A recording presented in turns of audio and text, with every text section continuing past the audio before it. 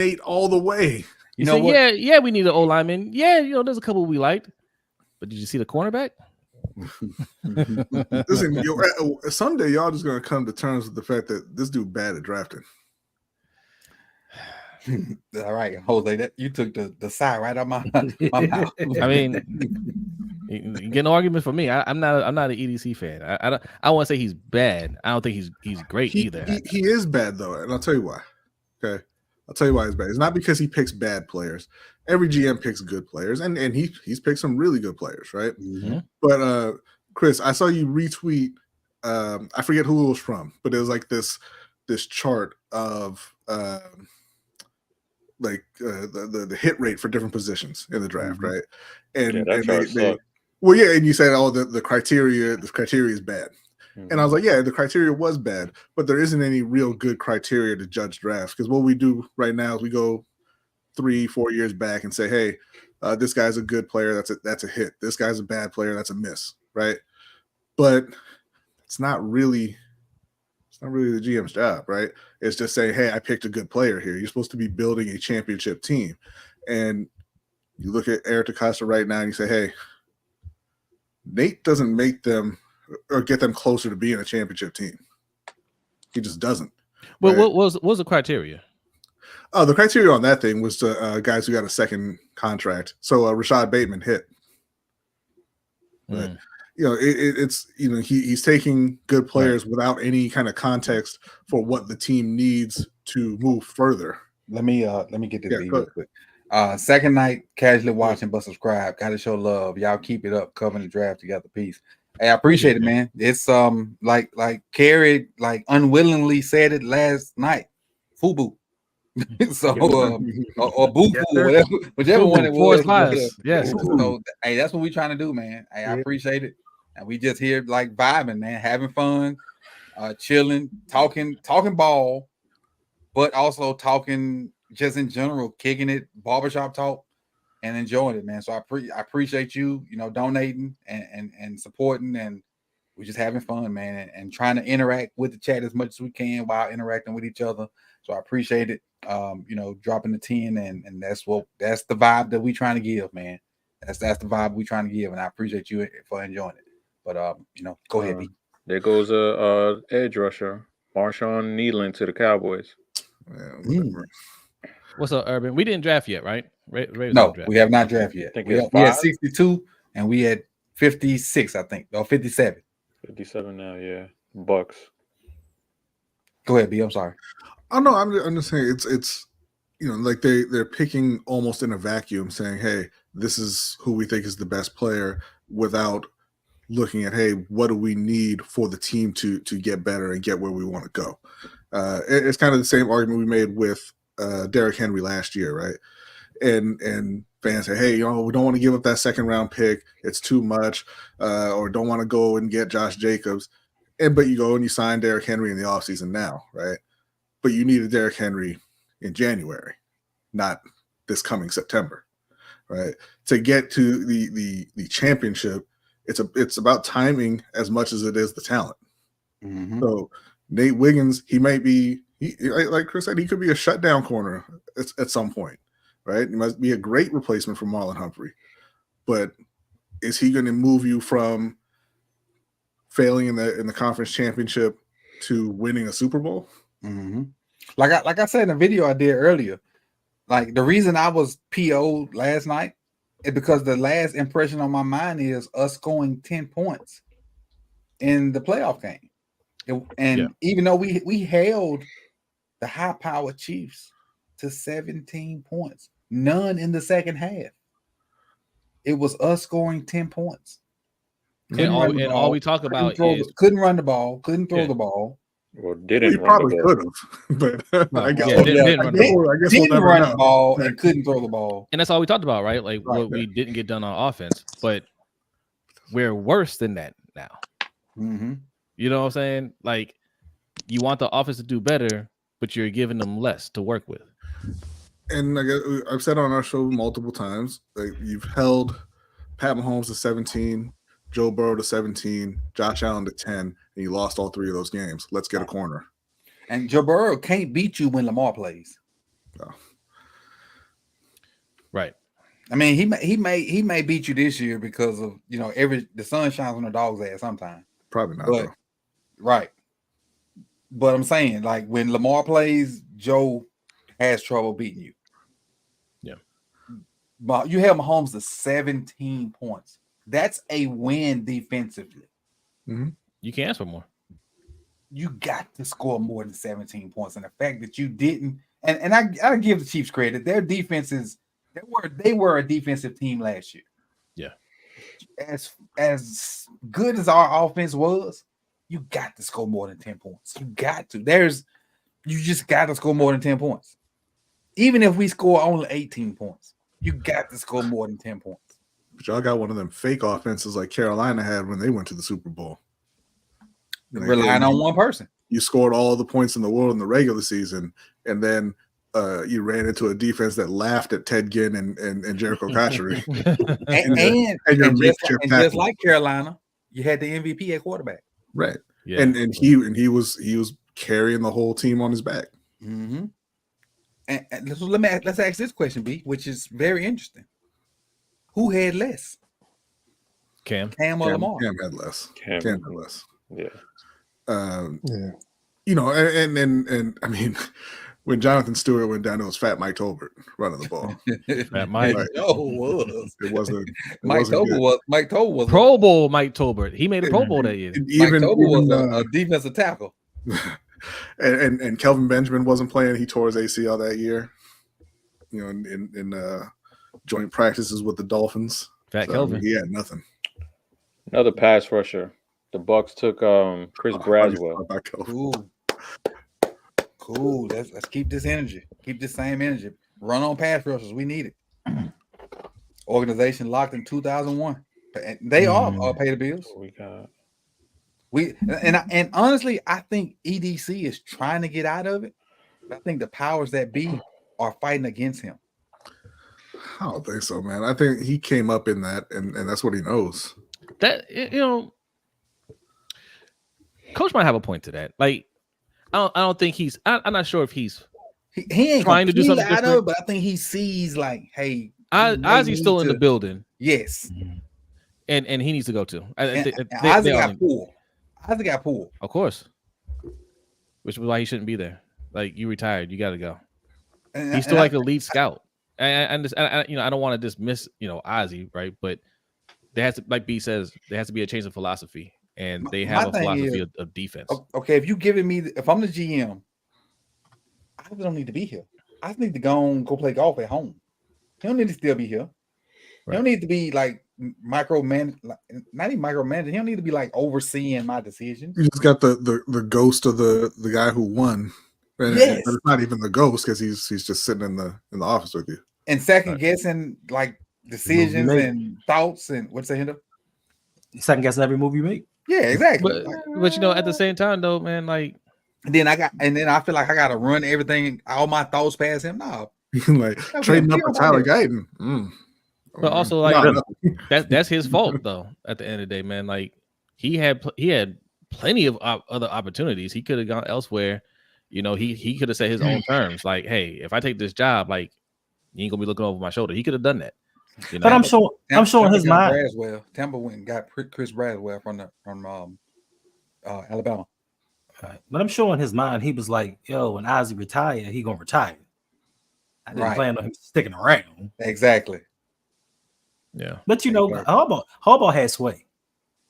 Harbaugh has some sway in what they do.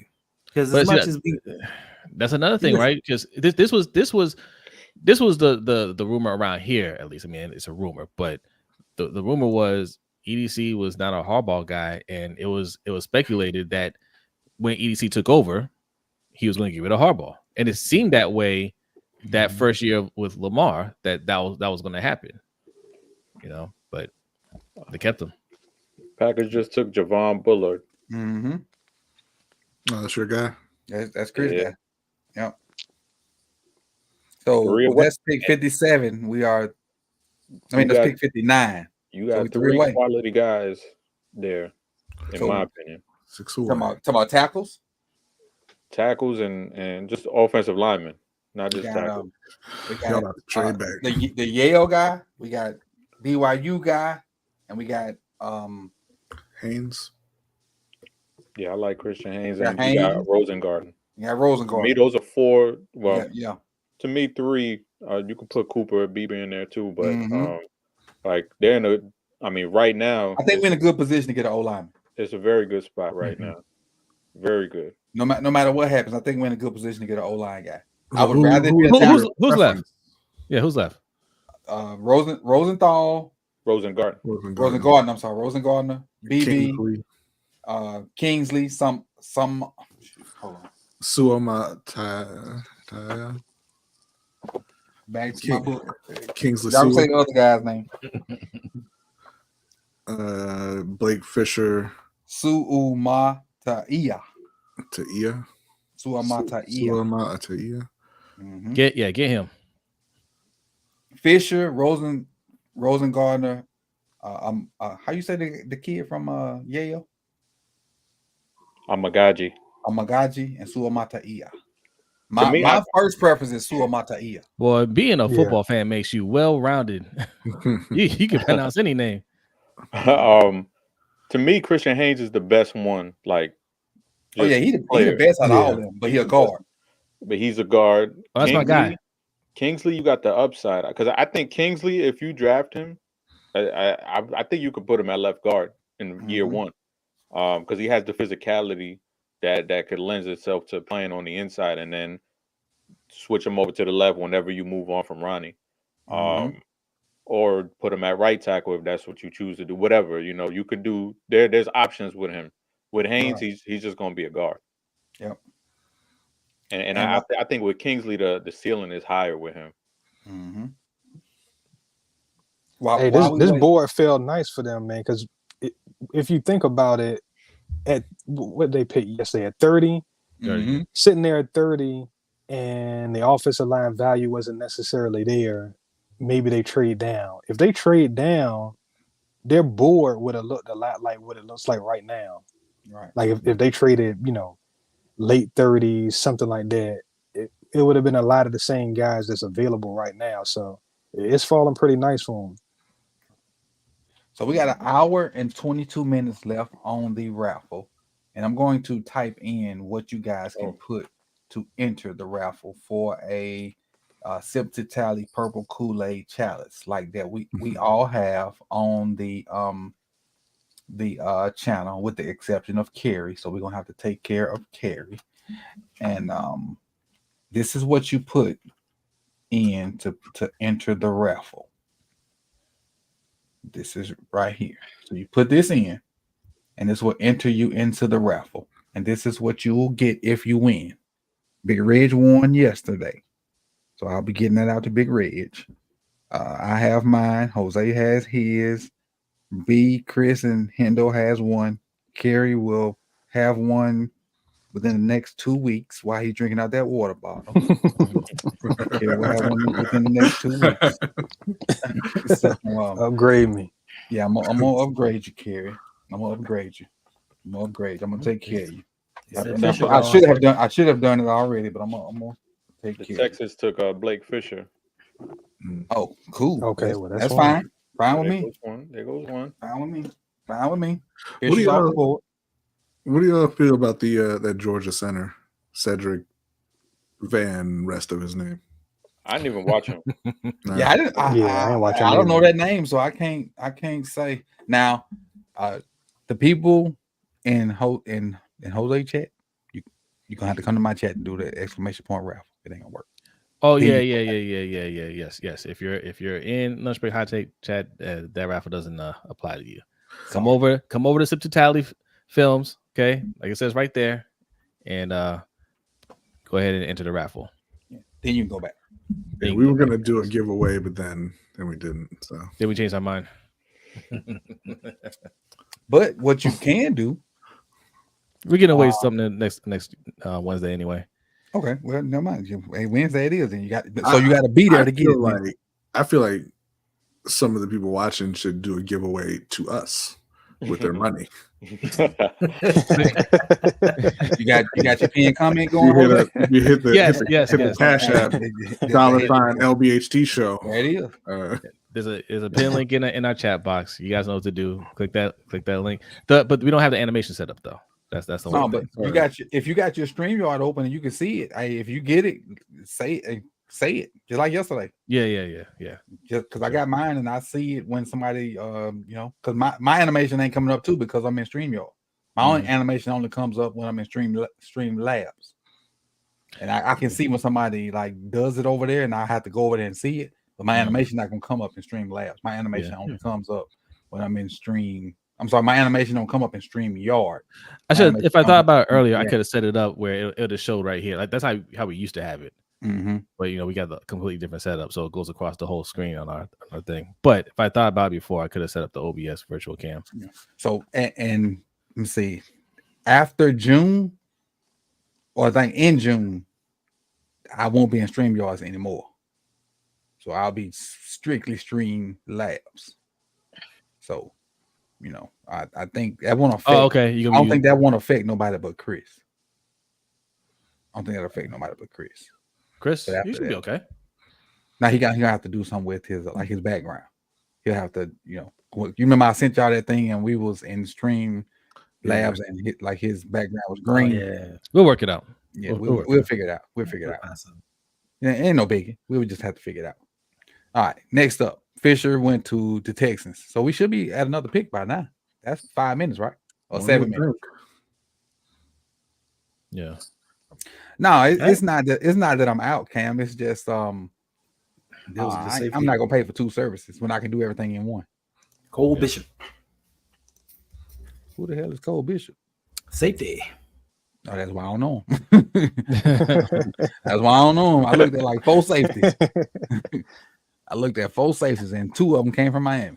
To the Bills. 2. They needed them. 2 of them came from Miami. They lost. They lost what? They lose both of them. Yep, both of them. Yeah, both of them. They lost Poyer and Hyde. Oh yeah, they need to save it bad. And they lost Tre'Davious White, so their secondary is in flux. And their quarterback's sorry too. Did I say that?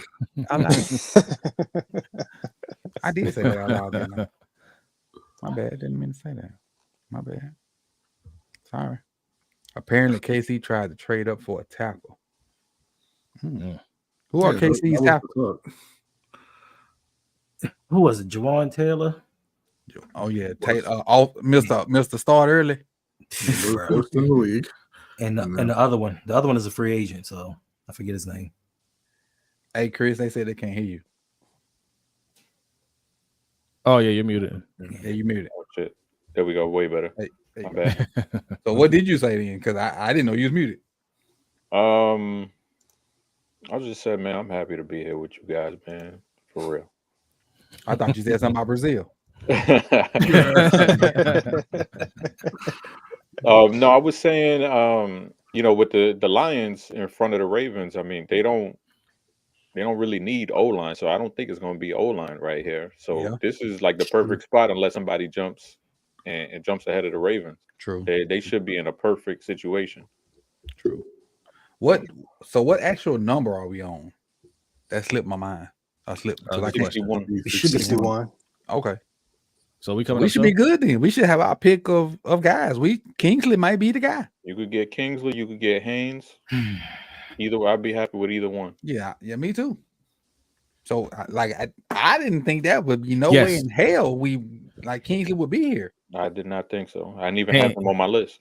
Haynes, that's the guy from UConn. That's the one I like. Yeah. But the only thing is Haynes is a guard. We need 2 of them. We need a guard. Lions just took Ennis Rakestraw. Yep, Rakestraw, the quarterback.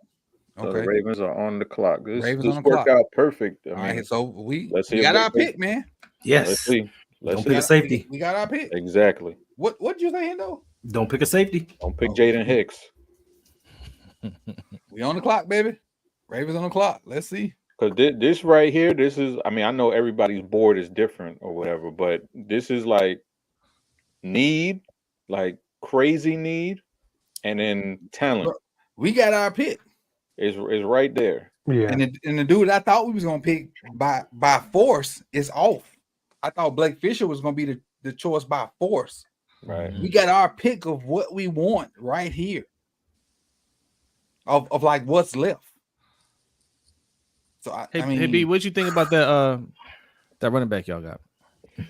I like it. I just, I don't like drafting running backs in the second, just as you can typically get the good guys later, devaluation. but I think he's a very, very good player. Yeah, I don't know why you went and got a running back. We got Chuba Hubbard at home. Ooh. And it be your own people, Brodney. Hey, but we didn't the even arguments do you we like have, that, Brodney. We the didn't do you like that. It be Hey. your own brother. No, it be his own fan base because we argue with a lot of the Panthers Nation about Chuba Hubbard. They love Chuba Hubbard over there. Yeah, they do. They got some Ravens tendencies. Whoa. Damn, bro. I'm trying to help you out. You threw it back on me. So it don't. No, I like the pick. I like the pick. Yeah. It don't be your own people. So somebody just asked what offensive linemen are available. I'm finna tell you. Give me 1 second. Let me get to my beast book. I can't believe they did my guy Alec Pierce like that. So the tackles that are available. That was the next Jordy Nelson. Sure, he was. He had opportunities. Let me answer this question real quick. Kingsley is available. Brandon Coleman, Roger Rosenthal, Amagaji, Christian Jones, Javon Foster, and I don't think the rest of them need to be talked about. Those are the tackles that are available. As far as the guards, I'm not sure what page the guards are. So give me here go the guards. Oh, I thought that was the name that was called. No. Okay, guards. Beebe, Haynes, Hooney. Those are the guards that need to be mentioned. That are worth being mentioned. And centers. We don't need a center, but some of the centers that could play guard. They are not even need to be mentioned because it was Barton, Powers Johnson, and Frazier, and all three of those guys are gone. So those are the names that need to be mentioned. So let's see. Okay. Let's see. So I'm rooting for Kingsley. Kingsley is the guy that I like. And if it's Kingsley, Chris and Carrie, if it's Kingsley, I'm going to find James. It's not Kingsley. Oh, it's yeah, we got it. Who is Rosengarten? Rosengarten. Okay, I'm cool. I don't mind that. I don't mind that at all. He's a tackle. Yeah, he's a tackle. I'm cool with it. He's good. He's straight. He played with Washington. He was on the other side of Troy Fontenot. I'm cool with that.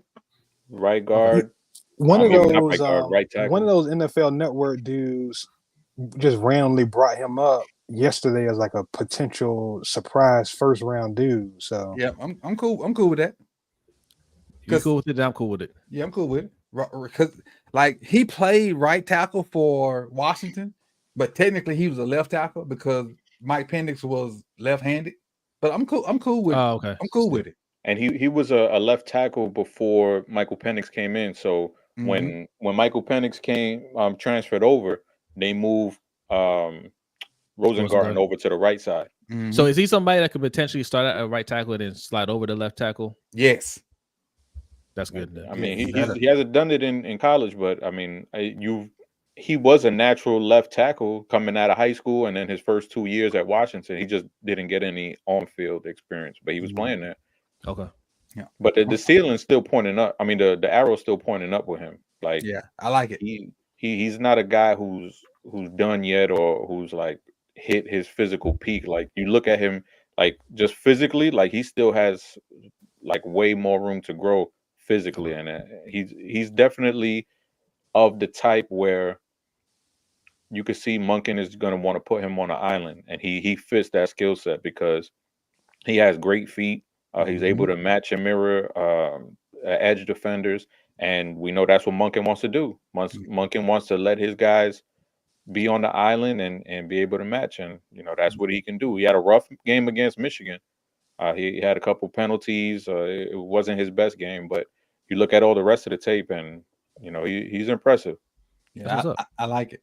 I like it because we know he can pass pro. The issue will be, can he zone block?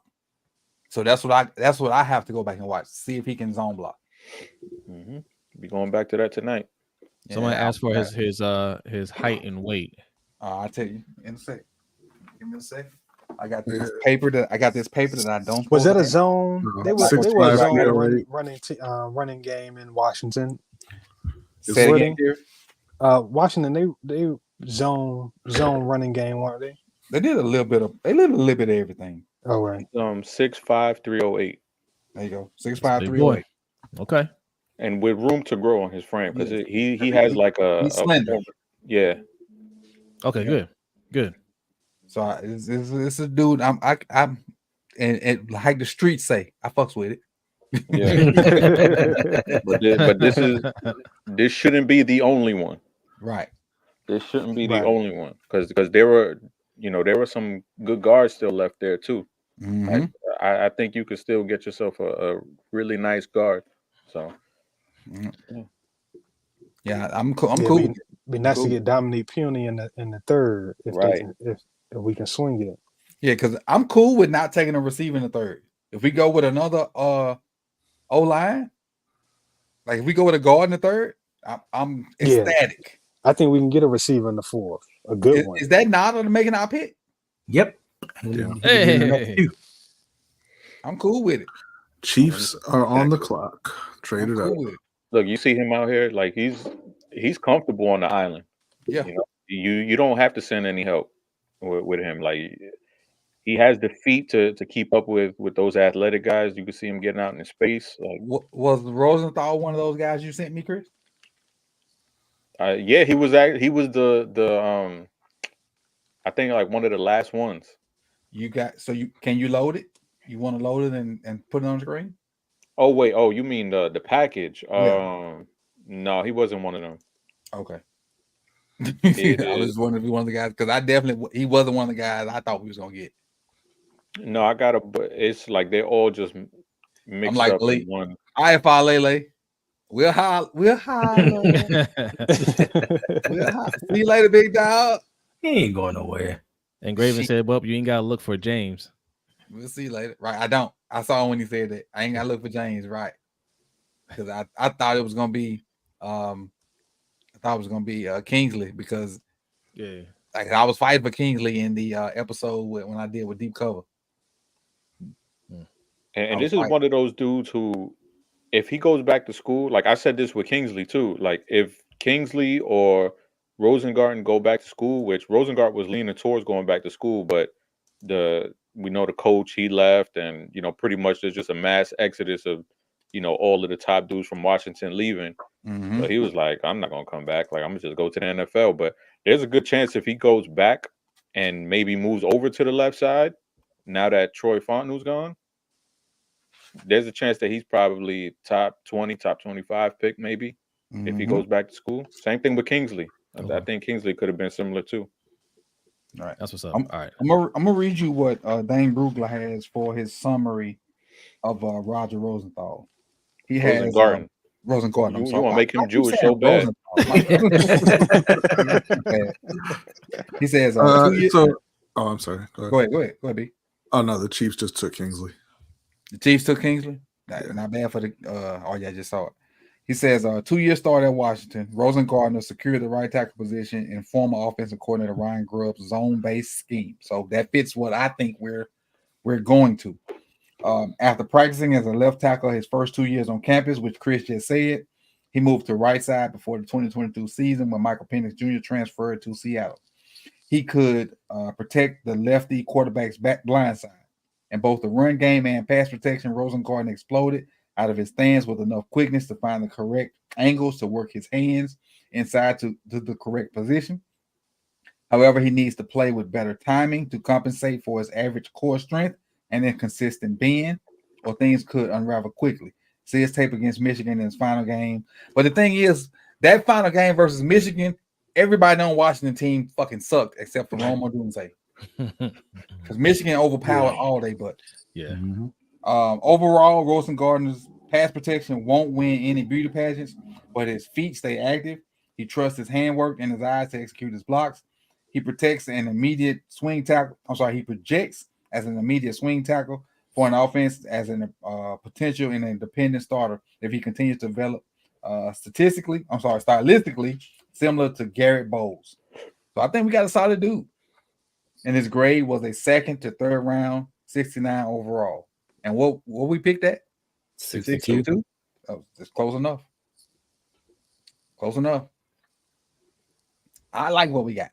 Former All-State basketball player too. Roger, All-State basketball. I'll bust his ass.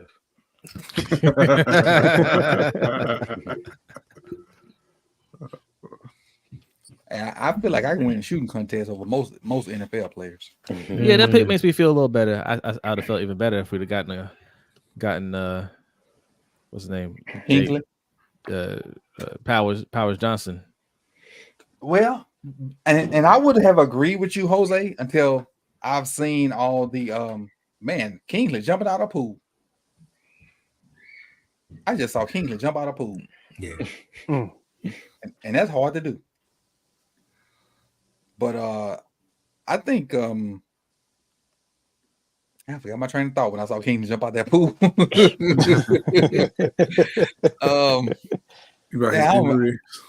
His injury. Well, JPJ. Yeah, that injuries, I think that thing might be more serious than has been laid on to.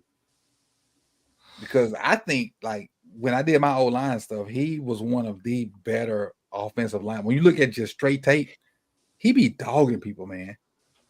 And especially if you run like a zone-based scheme, he fits that stuff like to a T. But his injury thing had to be really, really bad for people to just straight up pass on him. And just for him to get to the 2nd round. Like, how far in the 2nd round did he go? He went to the Raiders. Whatever the pick the Raiders had, he with the Raiders. Okay, yeah, somewhere in the 40s, I think. Raiders had. How were the Raiders? Let's see. YPC Joe dropped 5. He said, is he better than who the Chiefs drafted because they already drafted an offensive tackle? The Chiefs drafted Kingsley, right? Kingsley, yeah. They about neck and neck. Mm-hmm. They about neck and neck. Yeah. Kingsley is who I would have drafted for us, but Rosenthal is, they tip for that. What's your ooh for? 49ers took Renardo Green. Ooh, the corner for 49ers? From Florida State, yeah. That's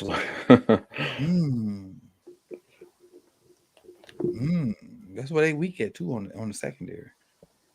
Steve O says Rosengarten is way better than Kingsley. Yeah, you say that now because we got Rosengarten instead of Kingsley. What if we drafted Kingsley? Hell, I say that too because we got Rosengarten. I'm with Steve O. I'm with you, Steve O. He's a Raven. I'm with you, Steve. Hey, I think Rosengarten, he's definitely a better mover. Like you could tell that they want to put an extra emphasis on athletic linemen now. That's good. That's good.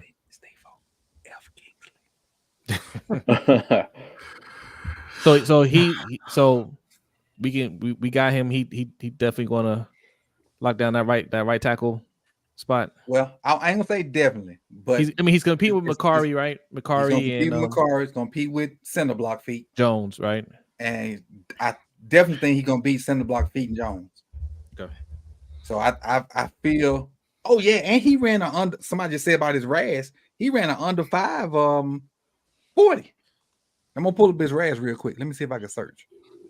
RAS. I think his RAS was like 9.6 or something like that. Let's see, what's it? How you spell the last name, Chris? ROSEN. ROSG AR TEN. TEN. All right, here you go. His RAS was 919. He ran a 492. Yeah, I remember he might have had the fastest O-line 40. I remember him running the 492. Blitz Backers just put it in there. 492 40. His RAS was 919 for O-lineman. The only thing that was red for his RAS was his weight. His weight, his height, and his bench. He only had 20 on the bench. But the thing is, he with us turning into a zone team, that bench and stuff don't matter. Because I don't know if you watch my stuff with Vach. If you get a hat on a hat, that strength shit don't matter. If you get a hat on a hat and you occupy your blocker 3 to 4 seconds, Derrick Henry better be hitting his head, on linebackers and stiff arming folks by then. Yeah. He better. If we go away, I know we still gonna run counter because Mike been doing counter stuff, and we still ran a bunch of counter and power stuff last year. But if our money stuff is outside zone and inside zone, we need hat on hat guys. Linderbaum's a hat on hat guy. Left tackle. Stanley's hat on hat guy, except for when you run away from him. Stanley's horrible running outside zone away. Well, I've been noticing that doing the little stuff that me and Mike been doing outside zone away. Stanley's horrible. Jared just dropped 5. He said, just watch Rosengarten Senior Bowl highlights. I like. Appreciate you, Jared. Yeah, Rosengarten, he's solid. And this brings up another thing, like I talked about yesterday, Chris. The Senior Bowl this year was packed with good people. The Senior Bowl normally be trash. Yeah. But this year it was packed with good front 7 guys. It was packed. Senior Bowl was good this year. Yeah, really good. And to me, like, I it's not like a homer thing or anything like that, but I don't think the drop off between Tyler Guyton and Kingsley Suamataia and Roger Rosengarten, I don't think the drop off is that big. Yeah, agreed. Yeah. But you guys went that high on Guyton anyway, right? Right. No, I mean he has the physical skill set is crazy, but yeah, it might be a long winding road to get to that potential.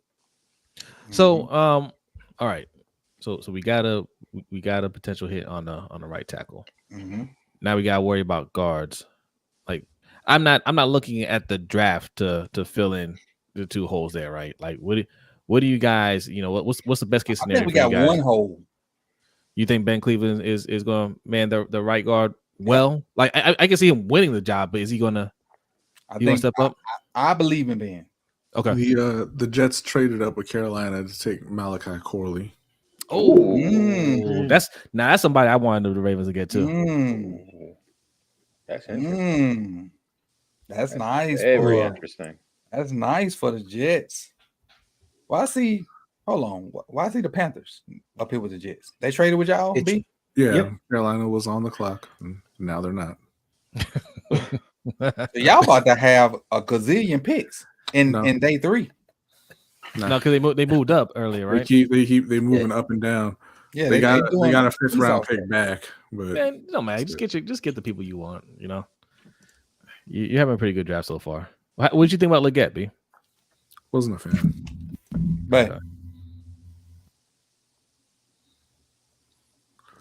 But I'm hopeful. Okay. I mean, what did listen, Kerry? What y'all think about Legette? Yeah, I wasn't a fan, man. To be honest, I mean, I'm he's got some not talent. helping me be hopeful. You know what's funny, B, is that we had this me, Mike, and Kerry when we did the deep cover 7-round mock draft. We were talking about Xavier Legette, and we just couldn't get there with him. Like we want to like him more, yeah. But it's just like I know you see people they're like, oh, next AJ Brown, next DK Metcalf, and all of that stuff that fans say, but I like you said earlier when we first started on the stream and we asked you, like, yeah, you see him physically dominating, underclassmen, but he's like 28 years old, So, but I watched. He has the physical skill set that excites you, but is that going to translate? Because in the NFL, you can't just out physical everybody. There's only one DK Metcalf who really gets away with that kind of stuff, and he's not even as tall as DK Metcalf. He's like 6'1", maybe. Yeah. DK like 6'4", 6'5".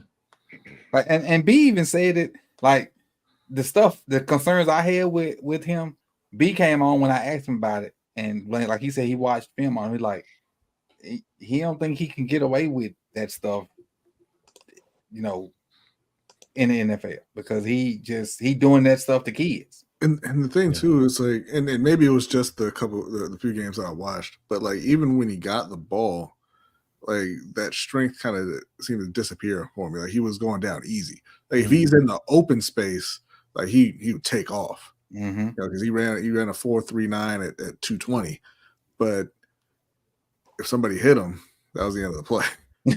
Oh, okay. He wasn't like running through tackles and breaking tackles. Nah. Yeah. Right. And that's what I felt. I felt like he was Debo and kids, but I don't feel like when the NFL when you playing against grown folks.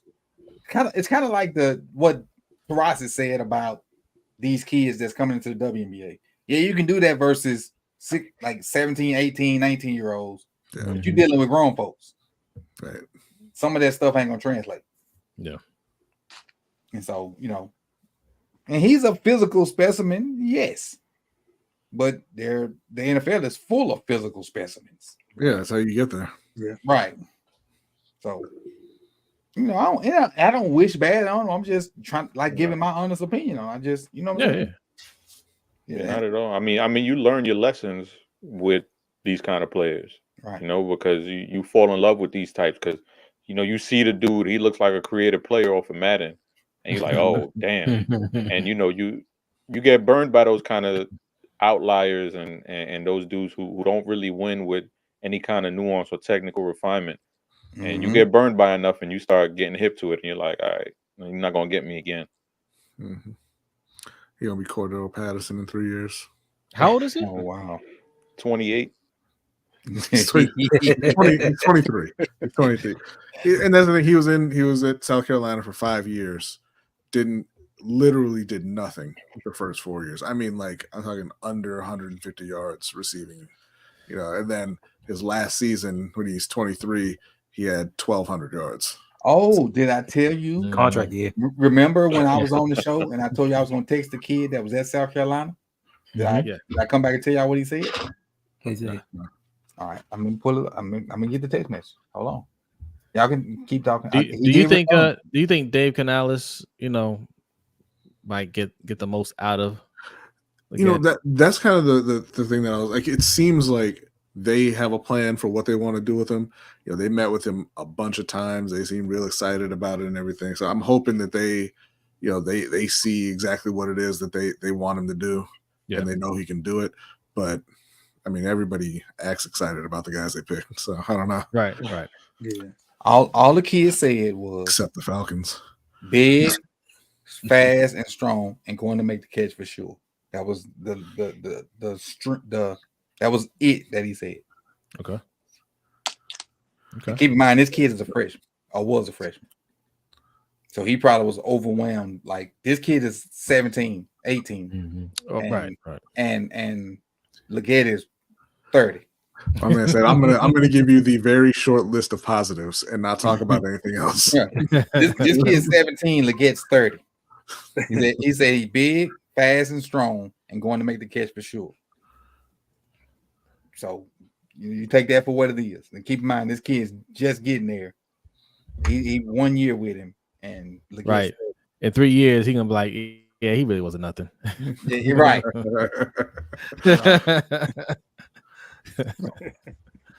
Here's what it is. Trey Benson. To who? Cardinals. Arizona Cardinals. What did the Cardinals draft so far? I think they've had a Marvin pretty good draft. Marvin Harrison. Okay, that's just those 2 picks. Oh, that's the only 2 picks? Yeah, I think I want to say they had another one. Let me look here. I feel like they had another one, but I think they took Darius Robinson. Oh yeah, Darius Robinson. Oh, okay. Yes. So yeah, they've been having a good and draft. Max Melton. We forgot about that. Oh damn. Oh, that's right. Yeah. So they're doing well. Quietly, they had a nice little draft. Wow. Yeah. We sleeping on them. They've been They busy. might have the best draft of anybody. So there you go, Buck. If you're watching, That's a good draft. good for your Cardinals. Yeah, Buck gonna come out of nowhere. I told you. Right. I told you. Buck not gonna do that. He ain't gonna do that. Yes, he will. All caps. No, he won't. There he is, right there, loving the draft. Because then we got to talk about Where the he Sun. at? He in the You chat. see him? Yeah. Oh, there he is. Yep. See, told you. Come out of nowhere. All right. So Commanders let me download drafted some Brandon Coleman. Rosenthal. Oh Yeah. damn. Let me Rosengarten. Where I'm getting Rosenthal from? Because Hey, you man. want him to be Jewish. Free Palestine. Shalom. Right. I just downloaded Oregon, Michigan State, Michigan. So I don't have some Michigan since the Michigan kind of dogged them. And see Yeah, that one was a rough game for him. I think he might have had 2 or 3 false starts in that game. It was rough. So I do Michigan and Oregon. So So some Mike was like, you got to watch Roger Rosengarten, and that's after I watched him live against Michigan, and I was like, "You sure?" And he was like, "Yeah, he's good." And then I watched some of the other games. So I was like, "All right, yeah, he is good." I was like, Oregon, Michigan, and Arizona. I do them 3 of them. So that'll be up tomorrow, sometime tomorrow. I'm off tomorrow, so that'll be in the morning sometime. I do them when I wake up. And then depending on who we draft in the second one, that'll be noontime. So you definitely get, if you're watching, you'll definitely get Rosen Gardner. Garden. Garden. Garten. And I was worried about Kingsley's name. Jeez. You just call him Rosen. All right. You'll definitely get Roger. Call him Double R. You definitely get Roger in the morning. Definitely. Tomorrow's gonna be Rosenhouse. Rosenberg. You definitely get Rose Garden tomorrow.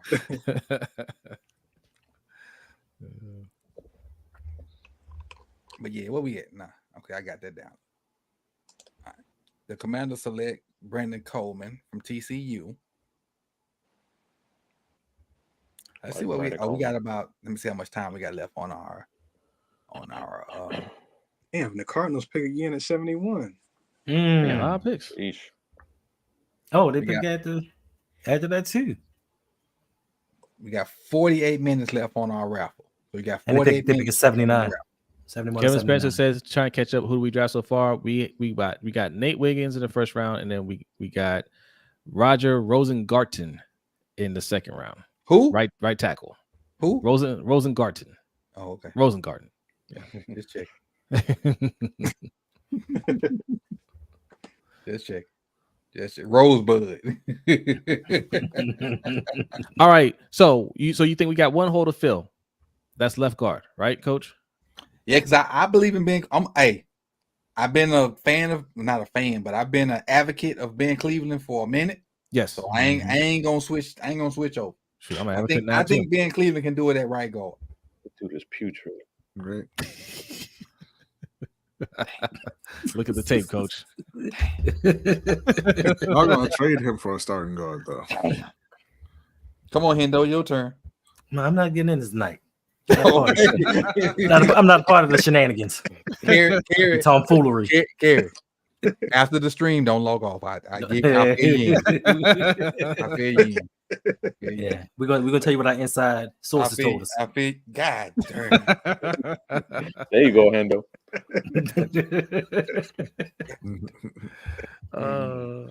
So are we going to go in a free agency, second round free agency, try to get that guy, or is it left guard? Left guard. Yeah, or is it answer on the roster? I think they're gonna let Voorhees and Jones battle it out if we don't pick a guard in the draft. Okay. So this pick coming up, I think, would tell us a lot. If they go after a guard right here, I think it's going to be a 3-man battle. If they go after wide receiver right here, I think they have faith in the roster. Okay. They're going because after today, anything you pick offensive line wise is a virtual crapshoot. Yeah. I mean, in my opinion. Also including today.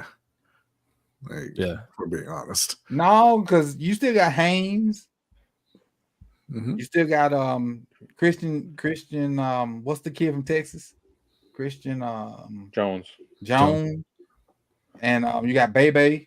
You still got some decent guards.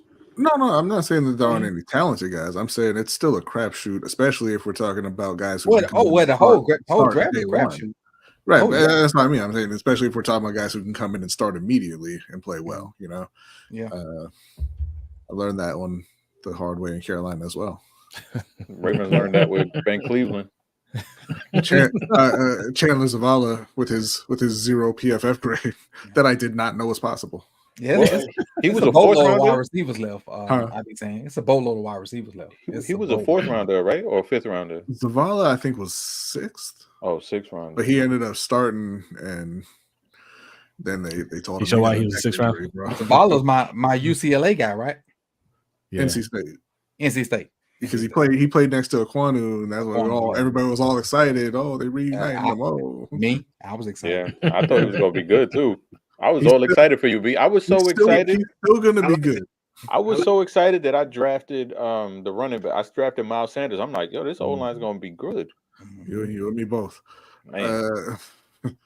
He's still gonna be good, but that's what I'm saying. It's like, you need guys who can start right now, and the draft is not the best place to get that if you're looking for the O line. Yeah, I thought he was gonna be good, but it's the jury's still out. The jury's still out. We'll see.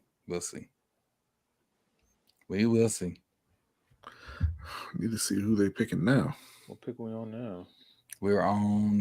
Junior Colston went to the Chargers. That's you knew Jim Harbaugh was gonna get one of his Michigan guys. That's the center, right? Is that the center? The linebacker. Linebacker. Oh yeah. You know that. Why am I looking at Andrew Phillips?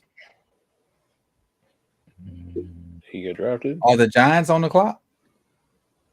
Yeah, they should be. Yeah.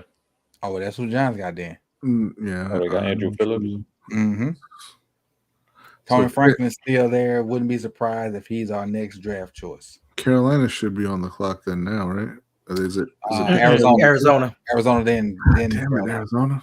Yeah. Arizona got every pick. Tony Franklin's not a bad choice. No, not for the third round. I personally have another guy in mind that I like, but Tony Franklin's not a bad choice. Who you like? I know who that guy is, Coach. Oh, who is it, kid? I'm with you, Javon Baker. Are you fucking right?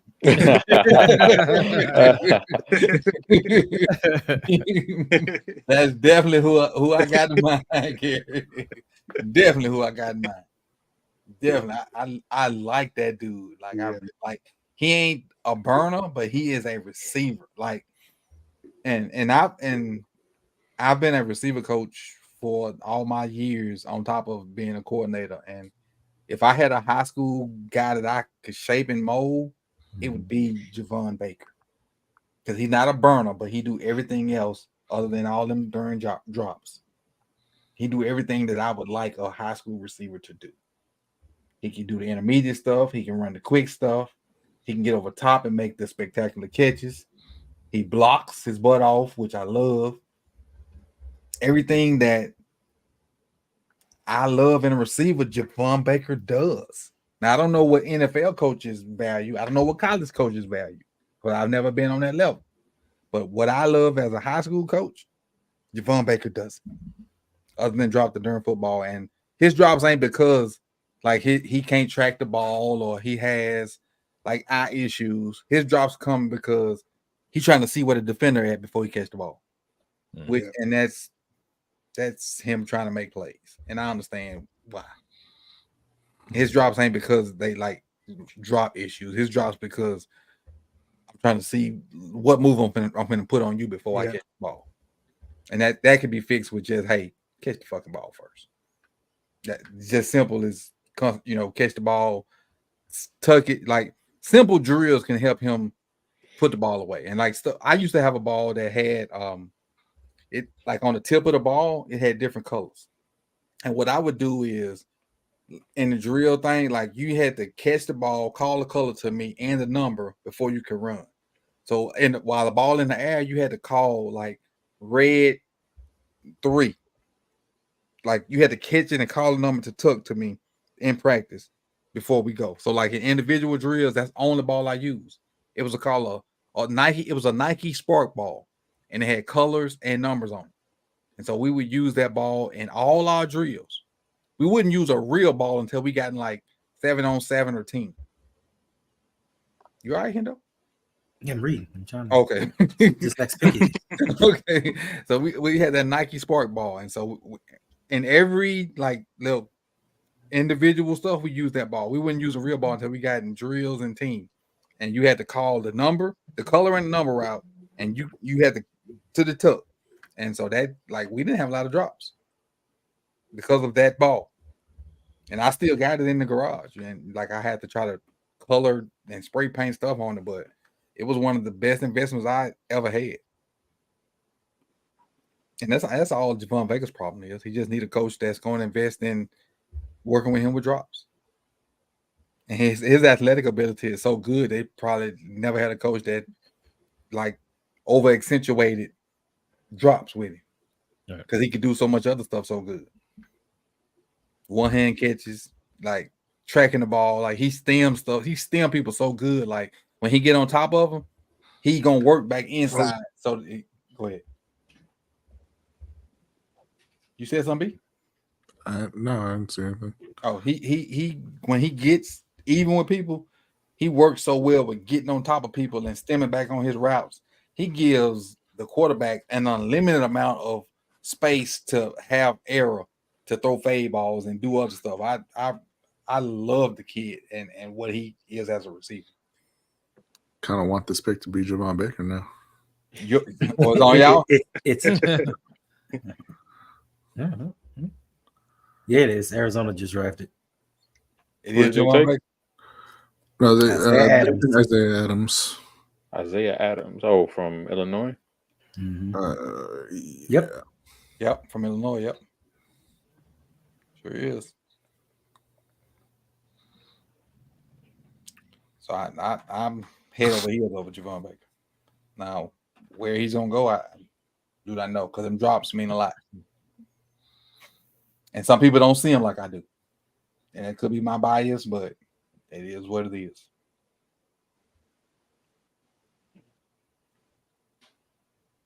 Bryce needs some more friends. He do. It do because when the kids actually take it serious. But that's up to the coach to make it serious too. Because like, I mean, and I kid on here and I play a lot, but when I was coaching, there was very little play out there. Like I be on here and I be smiling and giggling, and y'all know me as a happy-go-lucky person. But on the grass, I was a totally different person. Like the guys I used to work with, they called me the angry black man. They did. Like I took that very serious. Like because that was what I was passionate the most about. And I'm like, if we not out here focused and trying to win and trying to get better, why are we out here? Like if this is for play, I don't want to be out here. Right. If we're not gonna take this serious and we're not trying to get better, I could do something else with my time. Like if this is not serious, if this is just something to do, no, I can go do something else. No, we ain't out here trying to do the best. Is in. Linebacker Trevin Wallace. I have no clue who that is. From Kentucky. Again, no clue. Who got him? Carolina. Panthers. Not Peyton Wilson, who a lot of people thought would be. Peyton's still on the board, ain't it? Yep. Let's see what Jerry said. Jerry said if we can get Javon Walker, Troy Franklin, Baker Walker in this round, and tomorrow grab later on Zay Walker or Coker, I'll be satisfied. Oh, Jerry want 2 receivers, especially Weaver. We can get over 1,000 yards in Colorado, but that old line was garbage truck juice. His old line was definitely garbage truck juice. Do we have enough? We don't have enough roster space for 2 receivers, though, do we? What you mean? We just re-signed Bateman. We got Zay. Mm-hmm. Okay. Who else we got? Aguilar. Nobody. Aguilar. Deontay Hardy, if you want to count him. You got Hardy for the return stuff. Tylen Wallace. Wallace. If we pick Javon Baker, Troy Franklin, Ortez Walker, and he said Weaver or Coker, that's 7 people. You got you got 2 wide receivers that have to be on the roster. 2. And one of them is only because he just signed an extension. Nelson Aguilar just signed an extension. So nobody give a good goddamn about. No, that was he was a free agent, I think, wasn't he? He was his contract was up. His contract was up. And they signed it to it was a 1-year deal. 1 year deal. 1 year. About, I like Nelson. I like Nelson though, but the rest of them can go. Hey, Tylen Wallace still posting that punt return. I would too. That's my only highlight. It's a big moment. He better. That's our If I end the game with a highlight, I'm gonna post it too until I get another one. Until I get another one, I'm gonna post it too. Let me get a catch in the NFL. Bro, I will have a 24. I have 24-hour YouTube channel just with just that catch. Oh, Luke. It'll be playing in the background. See how this little video playing in the background right here. Whenever I go live, my catch every time. And don't let it be on somebody like Sauce or whatever. Then it will be a faceless channel. It would be just that you talking over that clip all the time. See, he trying to get blocked. Oh, just Allo trying to get blocked. He trying to get blocked. What he trying to do is speak the truth. Just Allo, you trying to get blocked, my dog. You trying to get blocked. You know what's real messed up? When I first read that, I thought he meant Trevin Wallace. They just got drafted. Allo trying to get blocked, dog. He trying real hard, dog.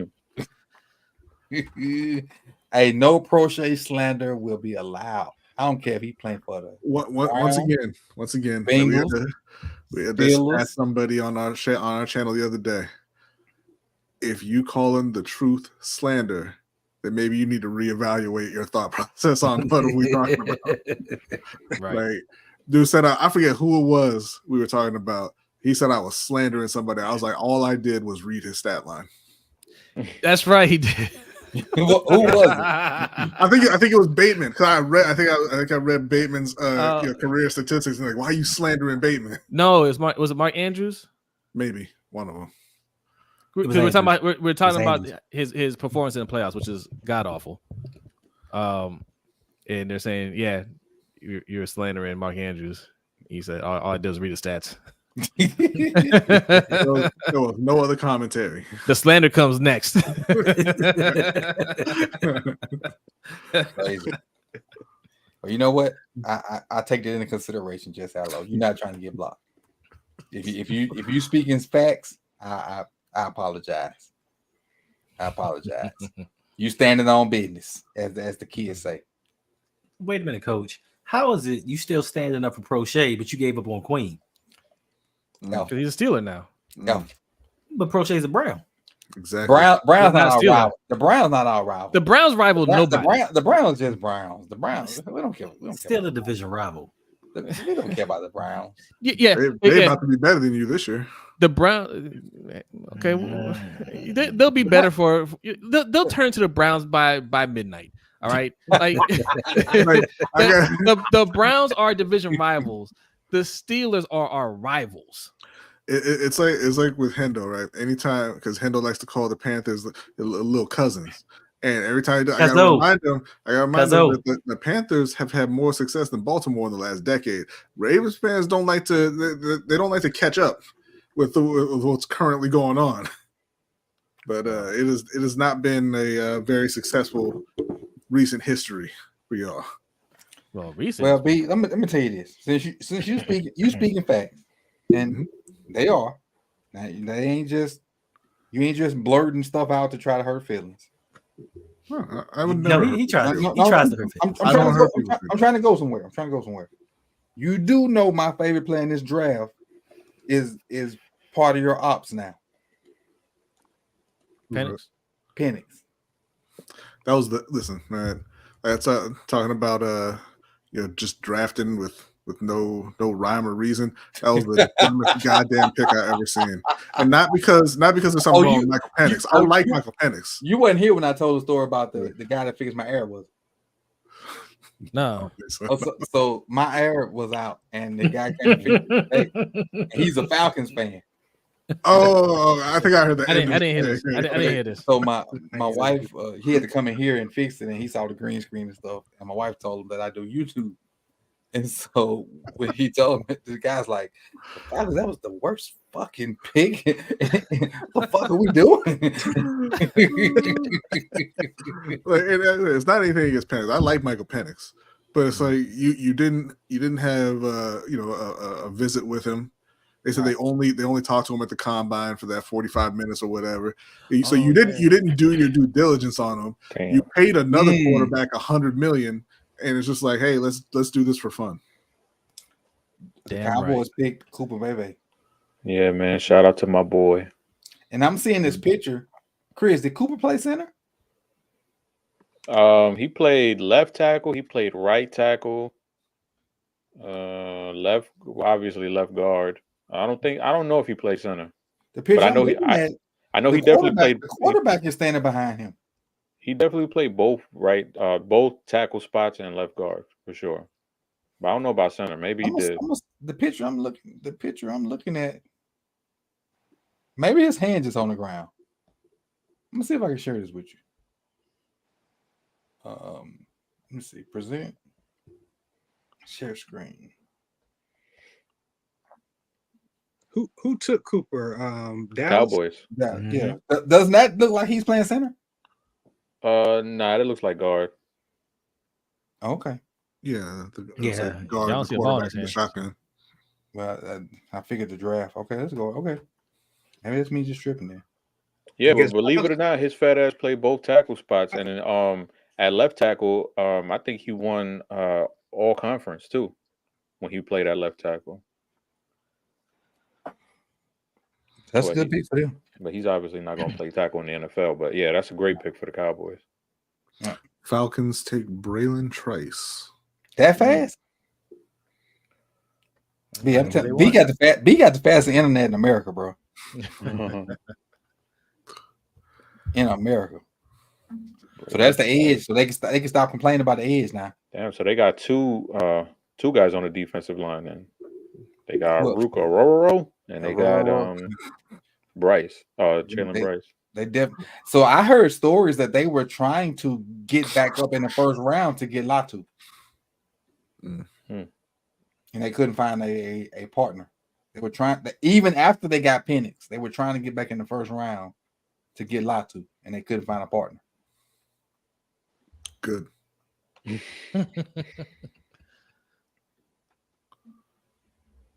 Kerry, I'm interested to think what do you think of Cooper?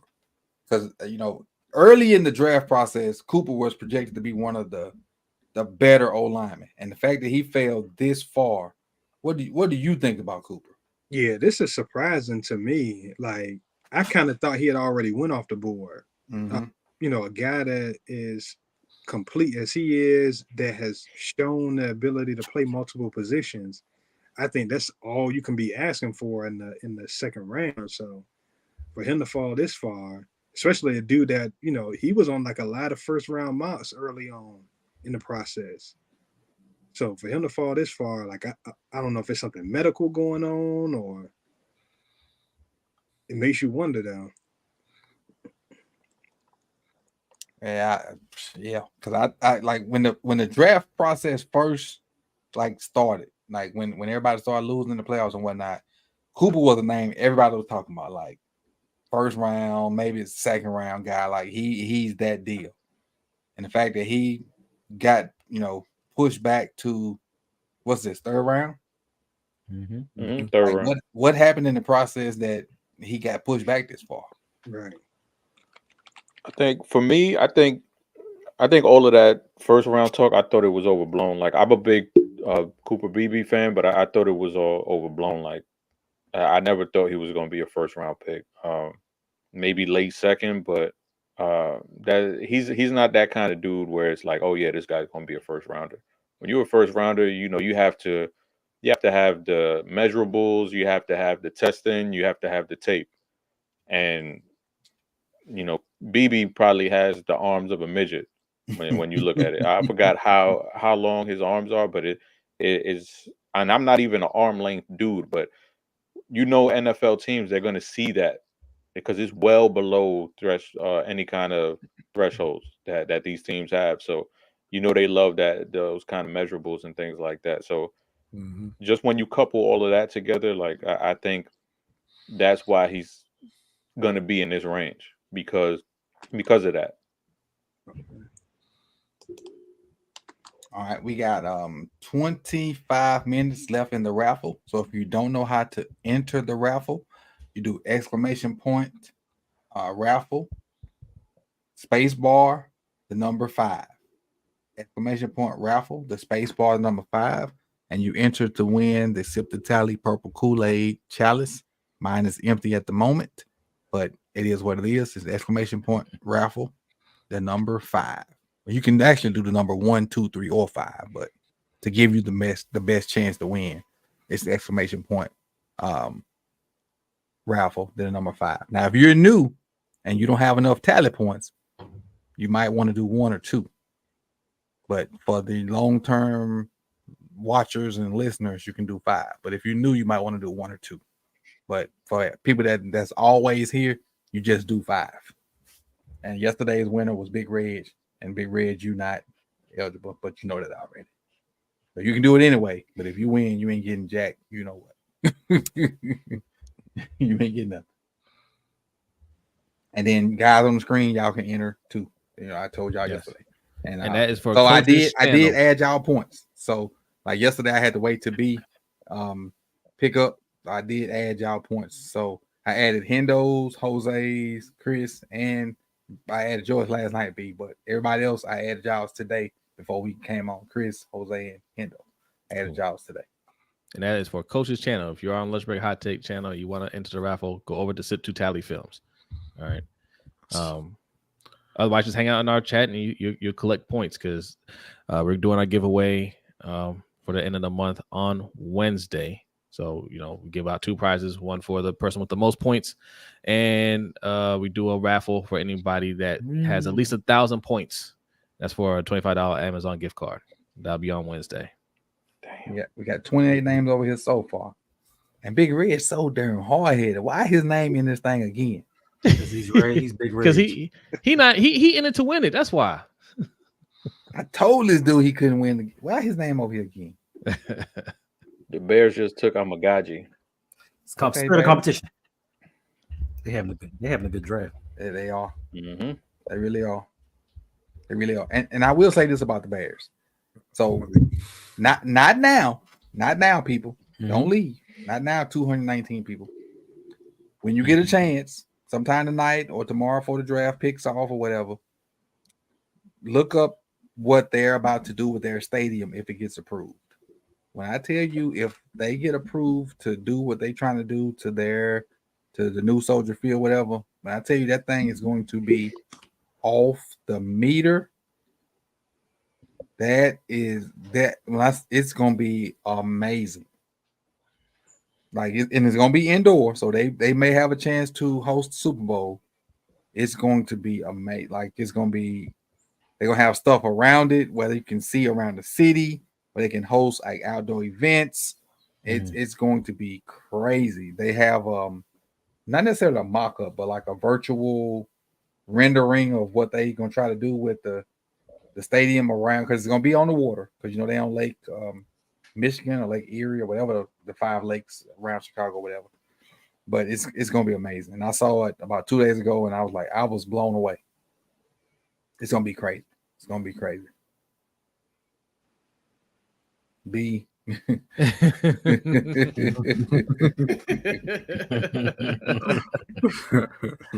Was speaking of, you know, you got 200 people in. Tanja says y'all were even giving receiver, but it's so many receivers. We can wait till tomorrow. Honestly, that's what y'all said with Devin Duvernay. Yeah, Devin Duvernay turned out to be the 18th best receiver, which is what you'll get tomorrow. 18th might be a stretch. Who was still there when we picked Nate Wiggins? Who what position? Wide receiver. At wide receiver. Oh, everybody. AD, Ladd, Pearsall. Yeah.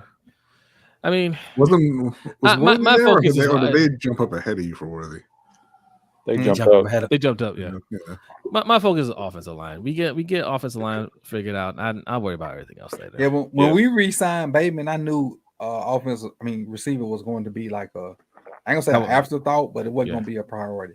Yeah. But anyway, while saying 200 people in here, I know some of you guys are boxing fans, guys and gals. I know some of y'all are boxing fans. Go over to Ring Kings podcast. Help us get over to 500 subscribers because I did not know that the monetization rules changed, and we're pretty close. So go hit the subscribe button over there. Check out our videos. There you go. That's it right there. That's myself, Brodney, and OTR Mike. All right, we just did a live stream last weekend for that Haney and Garcia fight. We don't know where Mike is. Mike didn't even reach out and say, "Hey, where are the two mics? Where are both mics?" Yeah. Well, the first mic got to work. Oh, okay, okay. Mike Crawford had to work. Okay. I don't know where basketball Mike at. He probably doing something with little Mikey. Yeah, then Mikey don't want him to stream, so then Mikey be stream hate. But Kevin Bowman, which is YPC Draw, also says, "What up, fam? Watching the draft is like not being able to go outside and play while and I think specifically he means the Chiefs." Hey, coach. Yeah. How many people we got in here? 205. It was 219, but it's 205. So we got just enough people in here to go over the lunch break hot take and get them to 2,000. Okay. I forgot where we at. In fact, let me give points for likes. I forgot to do that. How many likes we got? We got less. Oh, okay. Okay. We got 231 likes. So there's a bunch of likes I gotta get. Let me give points over here. I gotta give. Hold on. Sean Warner says Haney versus Garcia was hilarious. Yeah, it was interesting. 25. It was interesting. 50. There's a lot of fights coming up this month. 75. 100. Let's see where we at on like 130. Sorry, 125. 125. 125. You know what's funny about Haney and Garcia? Like for Haney, people are like, "Yeah, there's nowhere for him to go now, right? Because there's some dogs at 140 that he don't want to fight. He definitely don't want to go to 147 to fight." And for Garcia, they're like, "Hey, the sky's the limit for him." But he's in the same boat. He can't go to 147; he'll get murdered. And he don't want to fight the rest of the division in 140. No. But Garcia, it's all about perception, right? Like everything. Anytime he gets in the ring, he's just playing with house money because nobody really expects him to win. Right. You know. Let's see. He'll live off that Haney win for the rest of his career. Absolutely. Who? Garcia. Ryan Garcia. Oh. Yeah. Who up? The Texans just traded up with the Eagles. Jonah Ellis was drafted, Chris. I don't know if Chris still here. Right, taking a break. Wow. Jonah Ellis is a pinball. Who drafted the Broncos? Drafted Jonah Ellis. Yeah. That is crazy. Jonah Ellis is 5'1", 115 pounds. As a defensive end. What? What?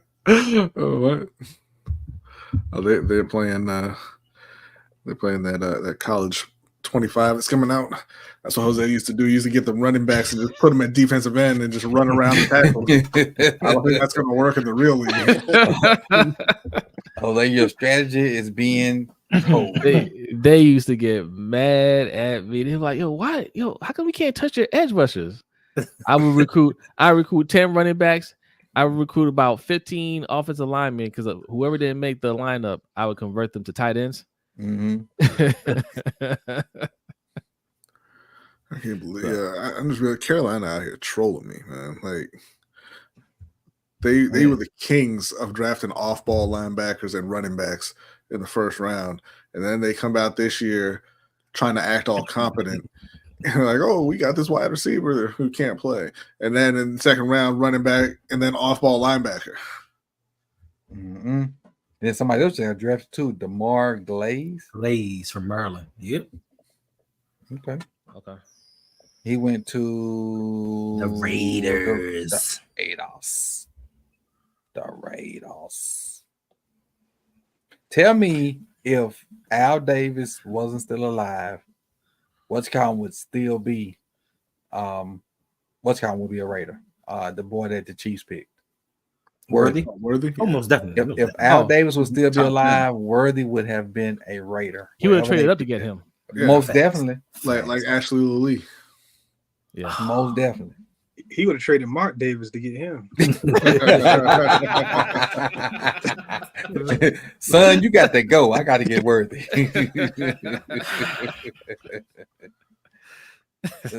That's crazy.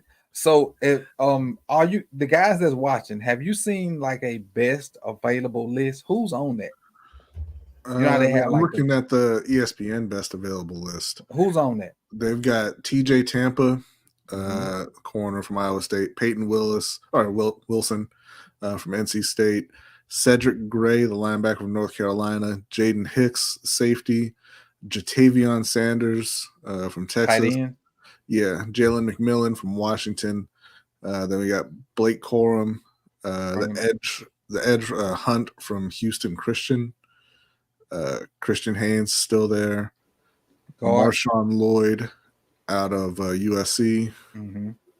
Cade Stover, tight end from Ohio State. Oh, I thought he was sorry. Wow. Troy Franklin from Oregon.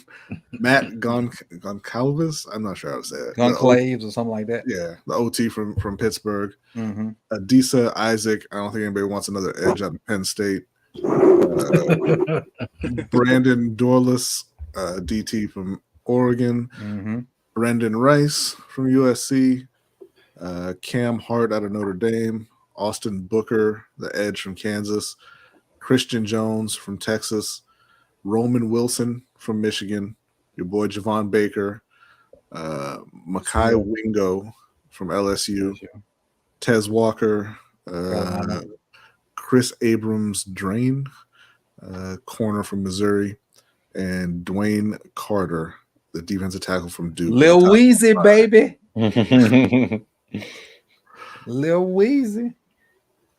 Let's see what Jane Doe said. Hey, y'all, been showing love. Don't know how I'm just hit this up, but it's done now. Oh, that's on y'all channel. Oh, thank you. Nice. Salute. Nice. Thank you, Jane Doe. Appreciate it. Better be subbed on mine.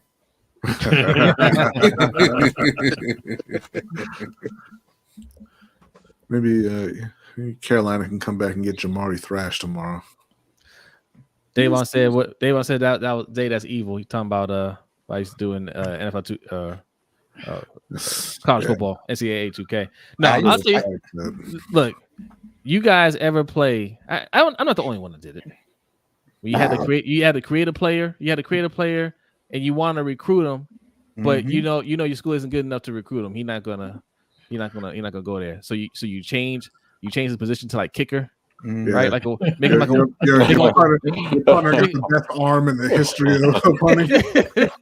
He can't kick worth anything. He's a one-star kicker, but he's got a cannon arm. He's got great field vision. You got all that stuff, and then you're the only person giving them an offer, and then you just change the quarterback. Like, whoa! But like, it's not even cheating. It's like y'all were talking about. It's being able to see what that player is good at and putting them in position to use those strengths.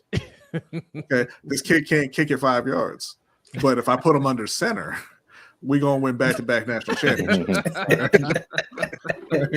Kerry, I'm gonna leave this question for you, Kerry. It says, should we trade up to get both Javon Baker and O-line? What you think about that? I think you can hold tight on Baker. I haven't heard a lot of people that like really watch film like him, but I hadn't heard a lot of buzz from evaluators that do content. So I think you can kind of hold tight and wait it out with Baker. But guard wise, Dominique Puny is still out there, and I think he's a like legit plug and play guard. And Haynes. Oh yeah, Haynes still out there too. So if I can get a guard, I prioritize that because it's a little bit more depth at receiver. But I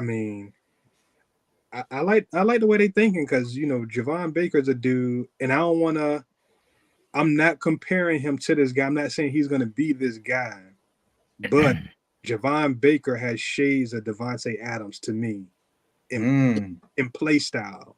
and body type. I can see that. I can see that. I really can. Like, again, I'm gonna say this out because there's so many guys still out there. We don't necessarily have to get a receiver because of. I don't see where they would value a receiver because of what they did with Bateman. Right. Because you think about it, Bateman, Flowers, Likely, Andrews, Aguilar. That's five pass catchers right there. Because the key is you want good pass catchers, right? And Well, productive pass catchers. you don't have enough O-line. No, you don't. But again, that's just because your GM did a bad job this offseason. Well, the offseason's still going. Yeah, up to this point. That's what I'm saying. At the beginning of the offseason, he did a poor job, which put you in a position where now you're in the draft and you're like, we gotta pass on a need because we have a greater need over here that we kind of ignored. We have a dire and need. contributed to. I still don't understand why he traded Morgan Moses, but whatever. That made no sense. That blew my whole vacation. And I'm not even a Morgan Moses fan. Me neither. But none of us are. That's the crazy thing. Like you, obviously, you had to get rid of Simpson. Ooh, the Bengals just drafted Jermaine Burton. Who's that? The receiver. Receiver from Bama. Mm-hmm. Okay. Really talented dude, just a little bit cuckoo, but he got a lot of talent. Yeah, cuckoo for Cocoa Puffs. That's for sure. What y'all think about Troy Franklin? Fast, thin, but fast, but thin. Really fast. Yeah. I think he'll get the label as a deep threat, but he runs a lot of deep routes though, Chris. to me, he can't. I mean, he doesn't track the ball very well, in my opinion. You see a few instances. Like I think he catches the ball better on intermediate routes than he does deep over the shoulder catches. Because deep over the shoulder catches, like you just see him, and it's a little ugly sometimes. Not to say that he doesn't have it in his tool bag, because obviously he does do it sometimes. But I like his technique when he's catching on intermediate routes more than I do deep routes, and I think he's actually more of a intermediate guy who could kind of do like those. There's a reason why I like Xavier Worthy, because he can do some of those intermediate routes, some of those slant routes and things like that more than just the deep threat. Yeah, so definitely. Kalen Bullock is gone, and the Colts took Matt Goncalves. I don't know the name. Yeah, and somebody just said Haynes went to Seattle. Oh damn! I don't know if that's what somebody just put that in the chat. Jay Will, maybe. Jay Will, yeah. He said Haynes to Seattle. I don't know. Okay. I haven't seen that, but that's what he said. Haynes to Seattle. Yep, I just saw it too. You saw that's true. Okay. Haynes to Seattle. Chris from UConn, right? Yeah, UConn. Okay. Haynes to Seattle. That's good for them because they got the two tackles, the two young tackles that'll give them a guard to go with what they got. Who's their other tackle? I know the one they drafted early, Charles, whatever. But who's the Charles Cross? Abe Lucas. Lucas. Yep. But they drafted both of them in the same draft, bro. In the same draft, and they both started as rookies.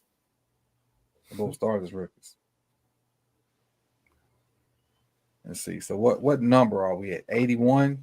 So we're what, 12 away? So the Cardinals are on the clock now. They traded out, I thought.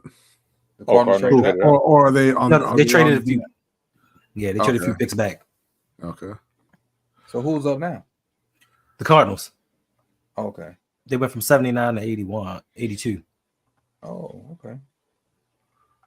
All right, let me run to the bathroom real quick. Be right back. Y'all keep the party going. And they pick again at 90.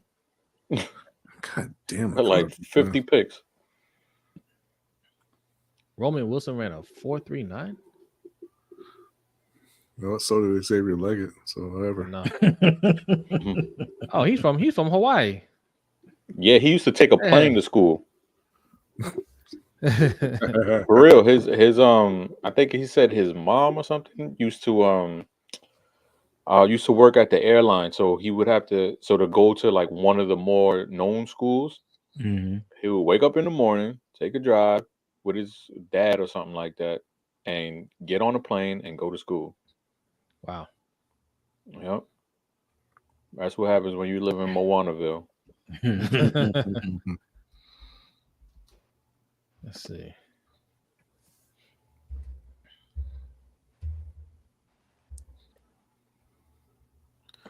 Wow. So I'm just looking at this. It says the Dan Morgan's linebacker picks in the top 100.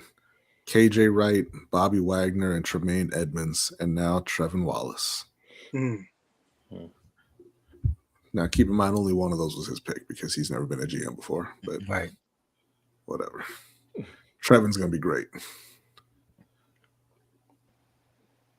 I wish I had more to add, but I didn't watch linebackers. That's okay, Chris. I wish we didn't draft one.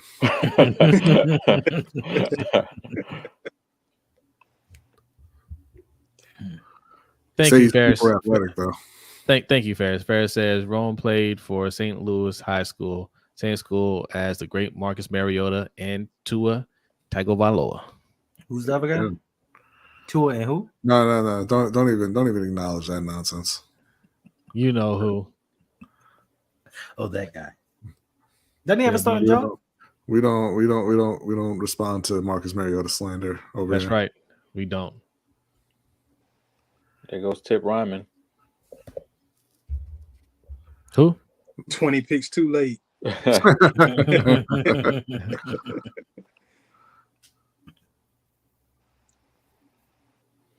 see who we got here. The Rob Father says Troy Franklin or Brendan Rice, Javon Baker on the low. What y'all think about Brendan Rice? Or is it Brendan Rice or Brandon Rice? That was Brendan. Brendan. Oh. Yeah, I didn't watch him. Okay. Yeah, I wasn't. I can't say I was particularly high on him. He's big. He has good speed, but I didn't see anything. He's like a monotone runner, and when I say monotone runner, it's like somebody who doesn't change the tempo in their routes. Like they kind of run at the same speed. Okay.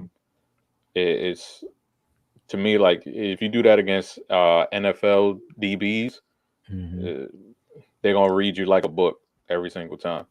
Right. Not to say that he can't be good, but yeah, I'm not. Yeah, he needs some work. I'm not as high on him. That's surprising because of his father. Too busy filming Popeyes commercials. You know, like greatness doesn't always transfer over to the next generation. You know what I mean? Yeah, but you can teach him little tips and tricks. Like he doesn't have to be great, but he should know how to change up his speeds, make his routes look the same. Jerry Rice doesn't strike me as a person that spends a lot of time at home. I was going to say Jerry Rice strikes me as the kind of guy who would You're right. Who would be jealous if his son was good at football. Like, no. I think now that he's going to the NFL, he probably spent a little more time with them. He's like, oh, okay, well, I guess you could play. I should show you something, you know. No, but who knows, man? Who knows? He might turn it on when he gets to the NFL, especially in the right situation. But I don't want to run that risk.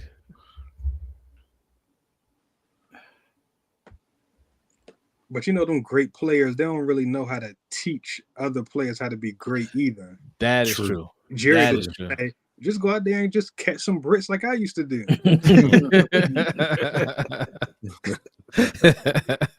What's over evaluating? What does that mean?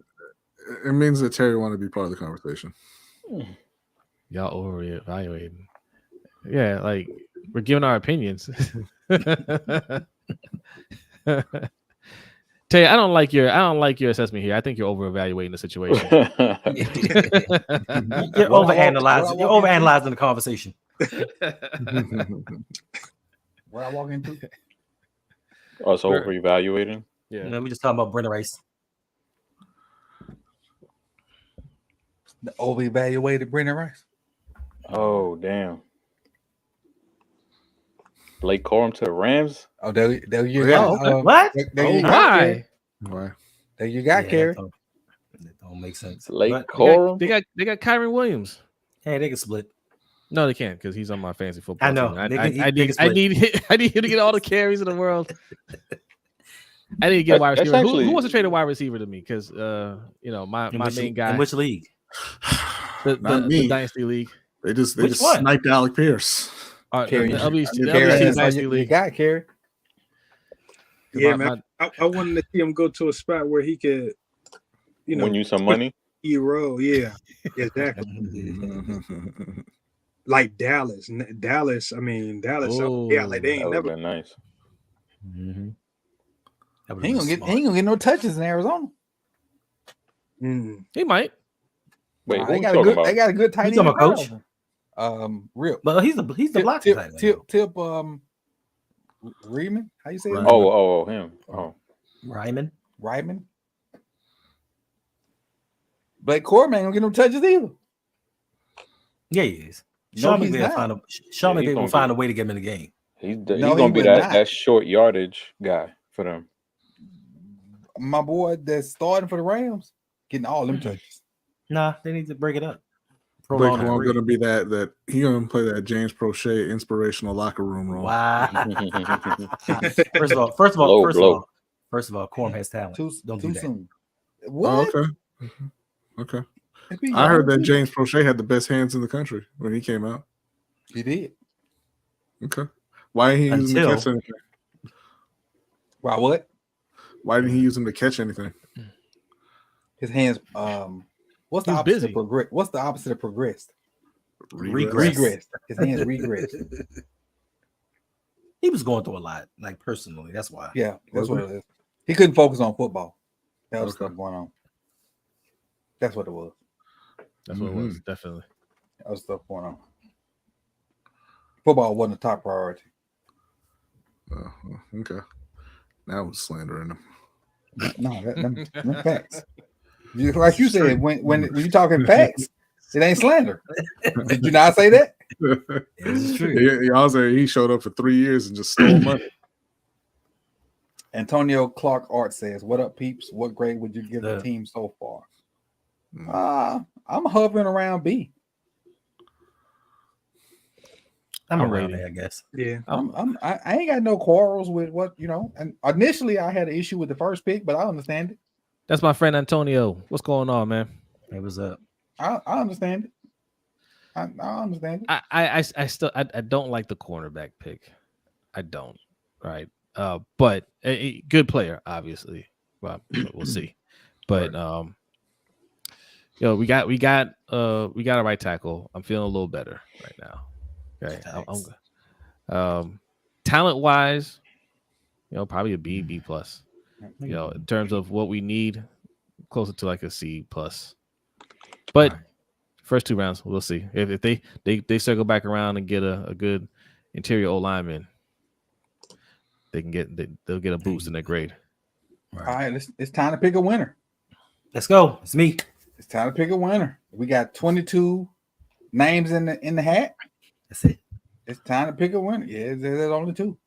22 names in the hat, but it's 92. It's 98 entries, but 22 users. Time to pick a winner. Drum roll, please.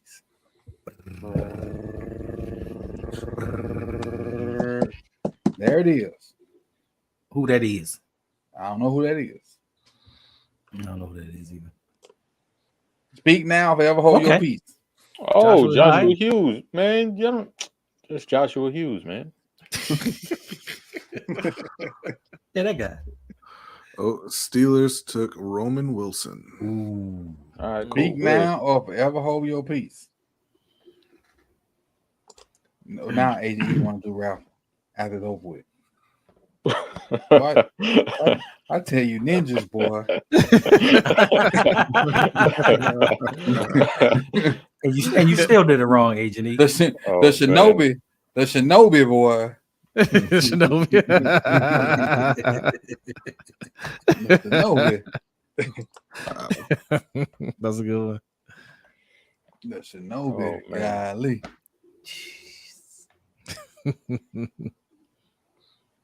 Hey, Joshua, hey, speak now for hello your piece. So we're gonna move to the next.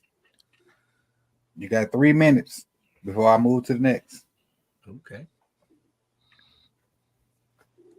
It's my man JH. JH, speak now. And like on my screen, if you say something, it pops up once I pick winner. Like yesterday when I picked Big Reg, everything he tweeted after that was in my little box. And if you don't know what you won, it's right Ready? here. You don't know, that's what it is. All right. That's what it is right there. Speak now or forever hold your peace. You got 2 minutes now.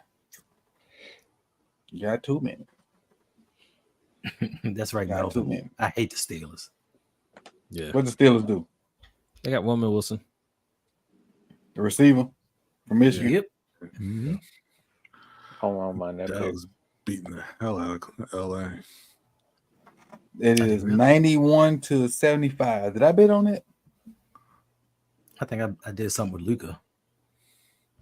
Oh both my bets hit today. I ain't forgot about Nice. the I baseball. feel like if you don't remember, then you bet too much. No.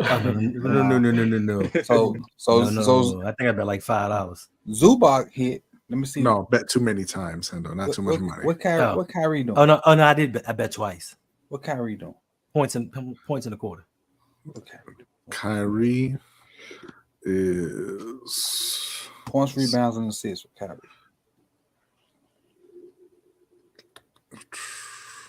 um 17. he got 27. 6 and 4. Sorry, Kyrie, you selling. They probably took you out by now. He is not in the game. Yeah, he's in the game. What's my number though? 30. I need 35. He is not at 35. 17. No, he's not getting there. He's at 27. He ain't getting that.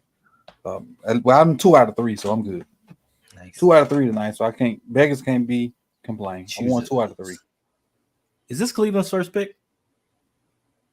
It might be because I ain't remember seeing Cleveland all day. Cleveland took what's his name, Hall. Oh yeah, Michael. exactly. Yeah. They ain't had much. I guess they gave up a lot to get Deshaun. Did they? Gave up a lot to get Deshaun. So let's see. Did my man respond? Come on, Joshua, respond. He did not respond, and it is Josh, text me so you don't lose out. Text me. Josh is about to lose out. Guess who the winner is? Who that is? Endo? Big Reg? Big Reg? Now y'all don't see that in the chat. Come on, man. Who won? Coach Evans. Get out of here with that nonsense.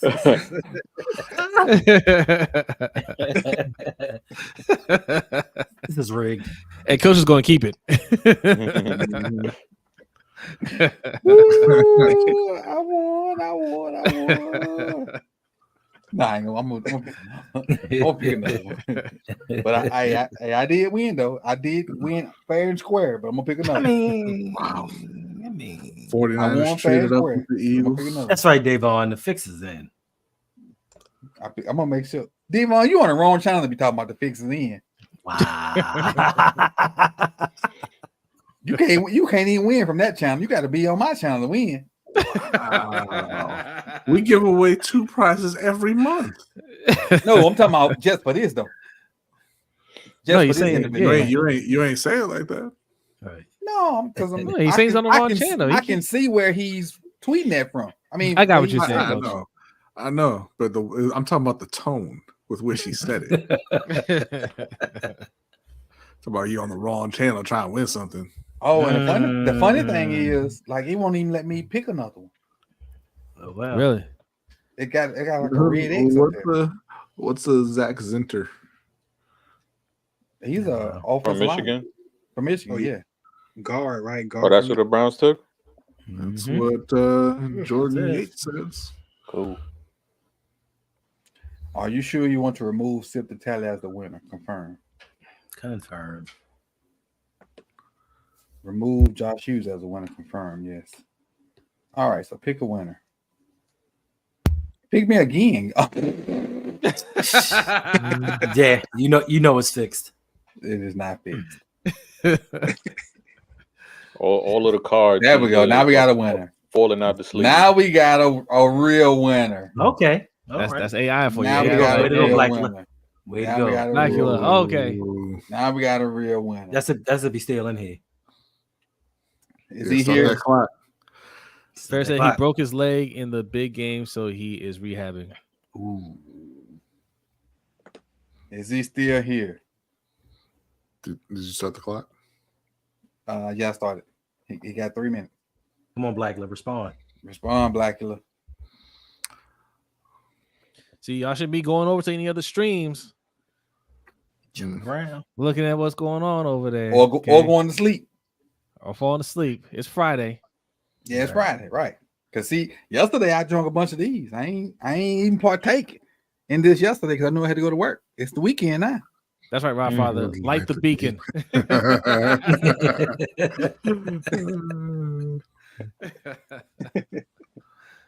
There you go, big cuz. Ask him again. Where you at, bro? Where you at, bro? Coach, what you need to do is ask a question that you don't know, Coach, and Blackula jump right in there, let you know what's going on.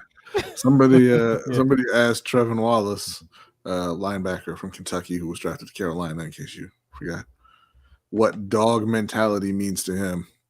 And my man said it might mean he injures a ball carrier because it's part of the game. And I don't know how to take that at all. Coach, what position you got for us here? Guard. Are we on the clock? Think so? Nah, we got some. No, we're on the clock yet. We just said 87, I think. Are we at 87? Is that correct? In a trade, who traded up? San Francisco? Yeah. Yeah, we are on pick 8. Well, yeah, pick 87 now. Mm-hmm. Okay. Blackula gone. My dog left. Dominique He went to Pooney. sleep. Damn, they took Pooney. Yep. Damn. Blackula went to sleep on. He sold me out. It's Friday, Damn. Coach. He might be out there partying. It might be. Might be moving to the next. Damn, that's what I was hoping for. Pooney or Blackula? Pooney. I don't give a damn about no Blackula. Yeah, I'm gonna give him. So I had to pull another name. Let's see. Let me go back in. Man, this is Go back crazy. over here. Go back over here. All right. Pick another one. All right, we got another one. There we go. There go the next one. Pick somebody that's here. I'm trying. The thing is doing it. Oh no, I was talking to the randomizer. All right, it's this Okay. person here. Ravenville 15. You here? Yeah, he was like, he just said it was fixed. Mhm. Oh. Yeah, go ahead and remove him. Next one. His neck.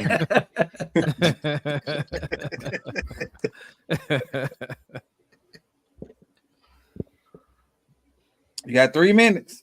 He said already spoke. He He said, Yeah. yeah. There you go.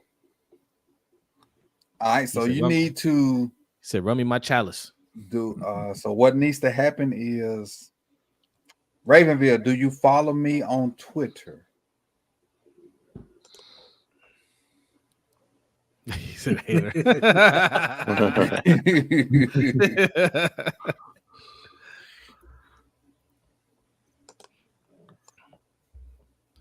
Send Coach a DM. Oh, matter of fact, let me say, send me an email. This is my email. I'm gonna put my email in the I'm gonna put my email in the what's called. He said no. Well, okay. So follow him on Twitter.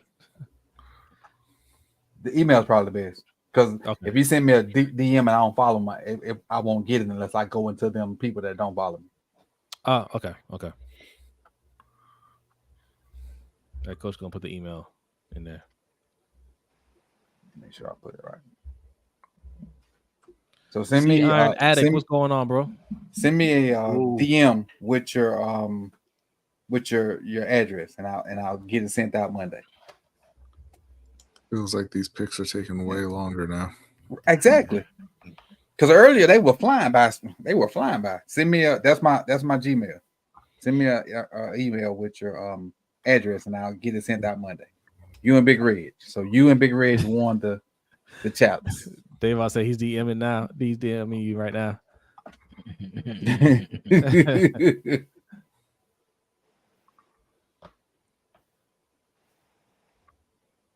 Man, I can't believe the other cats just missed out by leaving. Mhm. That's too bad. The Cowboys need a linebacker bad because they had Marquise Bell playing out of position. They didn't miss out though, because they can head to patreon.com. They did. / was it Sip to can, Tally? right. That's right. They can double back, go to patreon.com / or / whichever one you choose, Sip to Tally, and join that gunslinger membership. Yeah. And you can definitely have one on the way. And you'll be guaranteed a win. Guaranteed. 100%.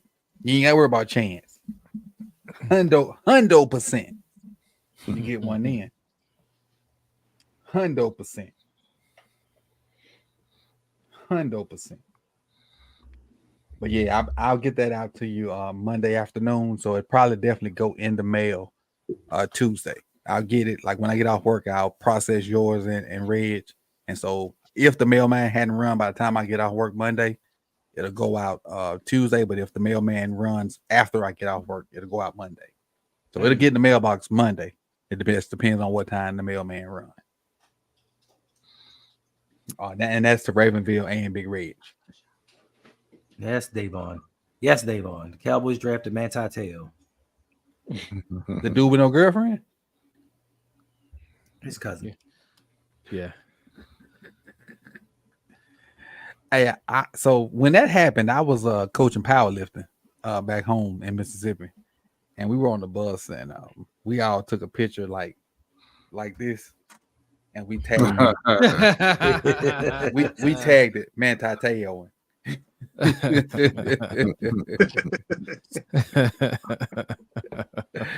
that was the fun times. Who on the clock, man? Because they procrastinate. Green Bay.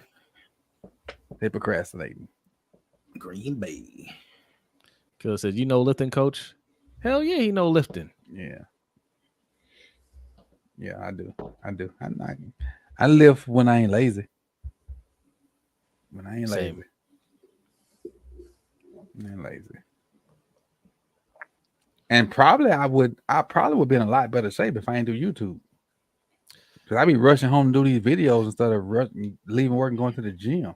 Yeah, most of the chat, they'll never understand, and it's fine. They'll never understand what it takes to do this. Like, it's extremely time consuming. Yep. Yeah. It's not just turning on the camera and hanging out with y'all. It's a lot on the back end. But it is if you're talented like me. But hey, Hendo,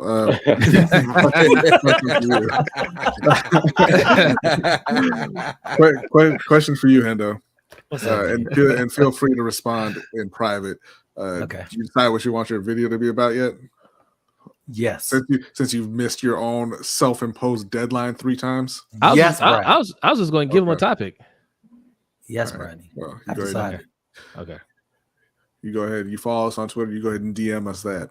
Okay, and you'll win a script for your video. Hey, I'm finna ask y'all a cryptic question, Jose and B. Yeah. And you answer it cryptically, okay? Okay. The 2-minute thing finished yet? No, it's in the works right now. Okay. It's in the works right now. Okay. Yeah. It's actually 10 minutes. Mm-hmm. I know. You ain't got to explain to me. I know. I know. Did you want to see some stuff that's done in that same program? Mm-hmm. Yeah. The stuff that my wife did. Did you do it? The same program. I didn't. My wife did. Okay. Yeah. So I put I've seen some of that stuff. I saw what she put out for the stuff I put Jane on Doe for her. stuff. Yeah, she did in that program. That's pretty dope. Yeah, we'll talk. So the stuff I've been putting on my channel, like in my community tab, she did it in that program. Mm-hmm. I know exactly what you're talking about. That's what me and Hendo are trying to learn right now. It's a lot. I know. She be asking me questions like, "Baby, I don't know. I'm sorry." it's a lot. I'll probably end up. It look good though. Yeah, it looked good. I just don't know. Marshawn Lloyd To who? to the Green Bay Packers. Packers. okay. He might get 6 carries a game. Or maybe y'all get your wish and you'll and AJ Dillon to get cut and he can head on over to Baltimore. Yuck. What we need? What we need Thizilla for? Why we need Thizilla? For when Keaton Mitchell's not there and when Derrick Henry breaks down. Or Quadzilla, whatever his name is. Quadzilla, not Thizilla. Quadzilla. Wow. Because can we talk about Derrick Henry for a second? Go ahead.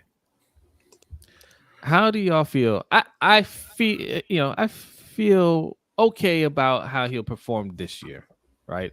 I think he's a generational talent. They can usually push it past that 30 age, but you hit 30 years old, you start to decline, and not just 30 years old. It was after a certain amount of carries. 1,800 carries. That's when you really start to hit the decline. I'm I'm sure he's at that, right? He crossed both of those last year. Yeah. All right. So let me ask you this question then. How? Yeah. His deal was 2 years, correct? Yeah.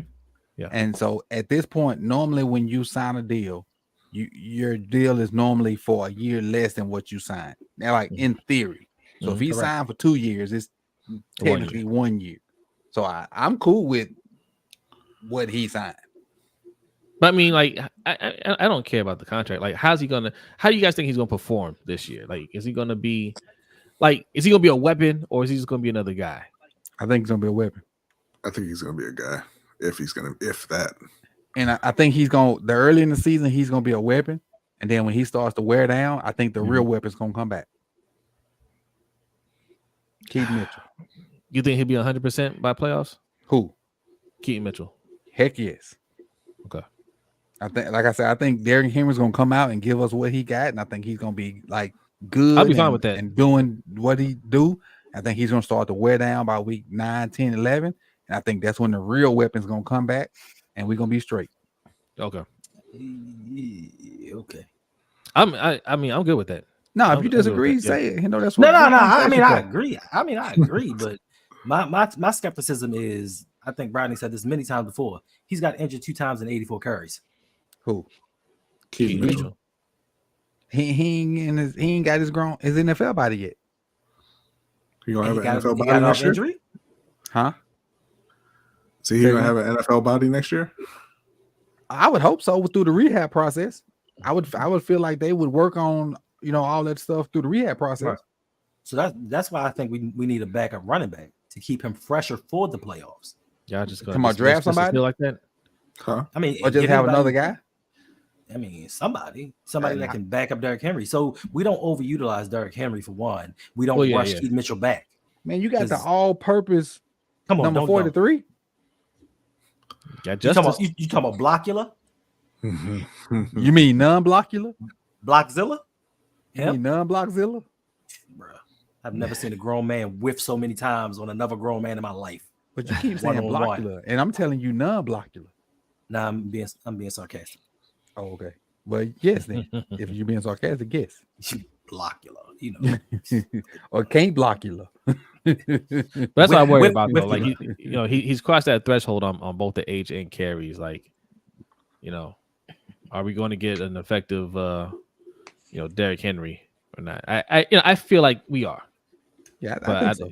Yeah, I think so. At least his first 12, 13 games. But we need him for the playoffs, though. Like, when we get to the playoffs, I don't want to lean on Keaton Mitchell. Like, Keaton Mitchell might be very good, but I think we'll get a good Derrick Henry for this first 12, 13 games. Keaton will come back and they'll kind of pull off on Derrick a little bit. And then once we get to the playoffs, they'll lean on Derrick. Okay, so here's what concerns me. If Derrick Henry starts to decline, right, and it's noticeable, and Keaton Mitchell starts to take over, when we get to the playoffs, there isn't going to be that demand for Derrick Henry to get the ball, right? And Keaton Mitchell is too new for anybody to be like, well, how come he ain't touched the ball? Like, that was a problem in the playoffs this year, right? Mm-hmm. We carried the ball 4 times, but there's nobody on the team where you're like, how could you not give him the ball? Right. You know, if we had Derrick Henry in that game, you know, John Harbaugh can't use that excuse of, oh, well, the game plan just kind of went away from running the ball. Like, he can't use that excuse. Like, it's Derrick Henry. Right. But if Derrick Henry hits his decline and it's noticeable, then it's going to be the same thing. Well, it's like, well, he doesn't have to get the ball. This is why we wanted somebody like Saquon or DeAndre Swift to be on the team. Yeah, because of the age, and there's no excuse to not get them the ball. Mm-hmm. There could be. I mean, Derrick Henry, he might hold up. I don't know, but you know, it's just that he's at the age where you don't know. You know, but he could be fine at the end of the year and go into the postseason. You're saying, hey, you gotta give him the rock, or he could kind of taper off, and you know, we could you know, get away from our game plan again. But my problem too, also just overall, is we're talking about hoping that Derrick Henry, you know, keeps his level up, hoping Keaton Mitchell comes back healthy so you can grind out a win against the Chiefs. Mm-hmm. But grinded out Chiefs was last year. They've got Worthy and Hollywood. You know, they're going back to scoring points again. Mm-hmm. Last year was the year that Baltimore could have just ran the ball, beat Kansas City, and got their ring, and John Harbaugh decided not to do it. Yeah. So I don't know. I mean, you know, we definitely, whatever the thing is, we got to score points. Right. You know, as long as Lamar's there, you always have a chance because he's Lamar. Mm-hmm. But I just that's why I hated that Nate Wiggins pick so much. I'm like, go get someone for Lamar to throw the ball to, someone who's going to put points on the board, because you already stopped the other teams from scoring. Mm-hmm. You're already doing that. Mm-hmm. You have to score more points. Yeah, listen, to Bee's point, this is the thing that really frustrates me about the Ravens is the Ravens put such a high emphasis on collecting talent to stop pass catchers. Mm-hmm. But conversely, they don't go get talented pass catchers for other teams to stop. Like, that doesn't make sense to me. Yeah. Oh shit! Baltimore's on the clock. Yeah. So let me ask you this, because we did they trade up? No, this is their pick. No. Jose, you know that. We've all been here on Mondays, but we rarely have Kerry here. So right. And so let me ask Kerry this: like, Kerry, you witnessed what went on with the playoffs and whatnot. And you know, we held Kansas City to 17 points.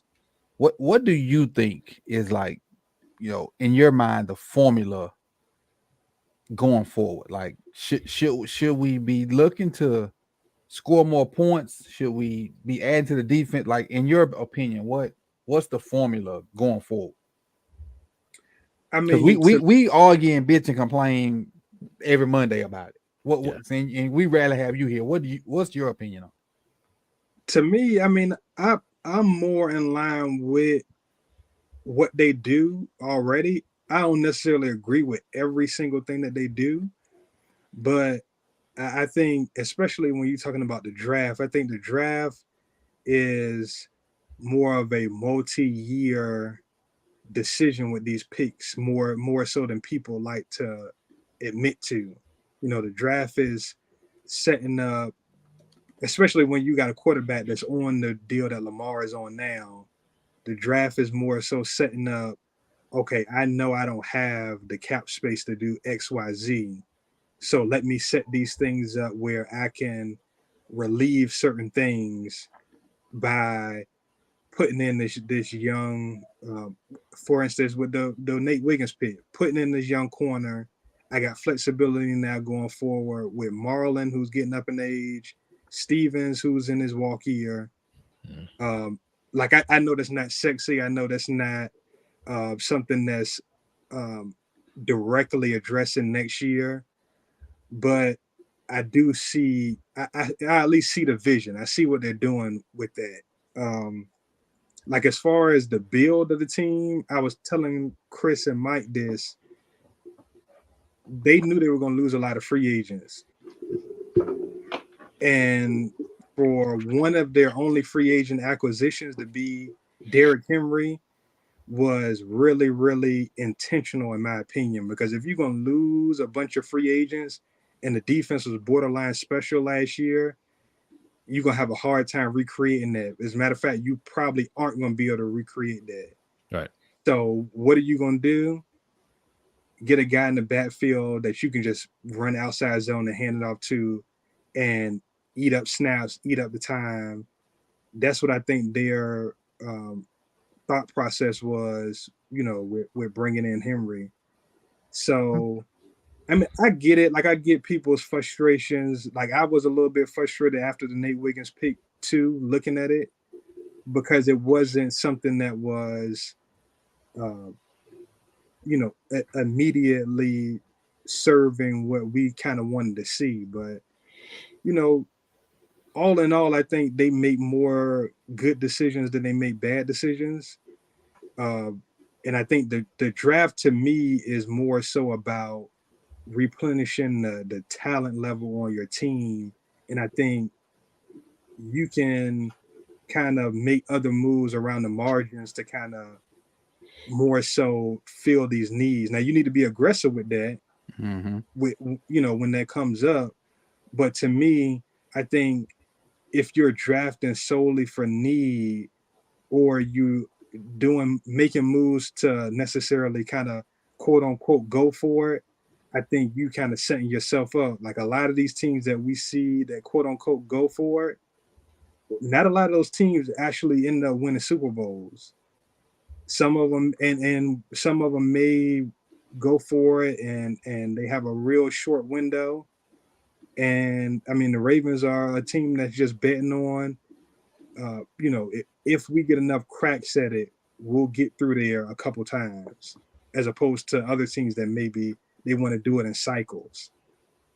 I mean, honestly, man, we talking about a game where people's ACLs be tearing. So I'm not somebody that's going to be in the camp of, oh, we always got to be going for it. We always got to be trading up, doing this, doing that. Because, man, at the end of the day, ACL is going to do what they do. Right. Hey, Cali on wheels, chill, bro. I'm gonna chill with that. All right, carries out. That's our people. Right. So you mentioned something, Carrie, like about before you go, like, Jalen McMillan got drafted by Tampa Bay. Jalen McMillan from Washington. Okay, it's all good, Callie. So like are you more of the thought of, kind of maintaining your status, instead of going all in? Because like where me and B kind of lie on it, and I think Hendo does too, is we're right there. You know what I'm saying? And sometimes you might have to, what you think, sacrificing a little bit of the future to go and get those extra pieces to really go all in right now, because everybody has a window. Like, nobody's windows are going to be open forever. And I feel like we're right there in the AFC Championship game. We get past the Chiefs. I don't think anybody can beat us, but you have to do that a little bit extra to beat the Chiefs because they're going to do it. Yeah, my thing with like window. Okay, the pick is in. Is it Adisa Isaac from Brooklyn? Are you joking?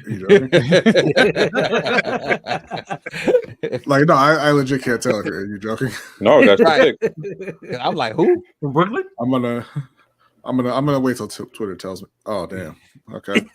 All right. So you didn't believe it? No, I thought his name is Chris. Just joking.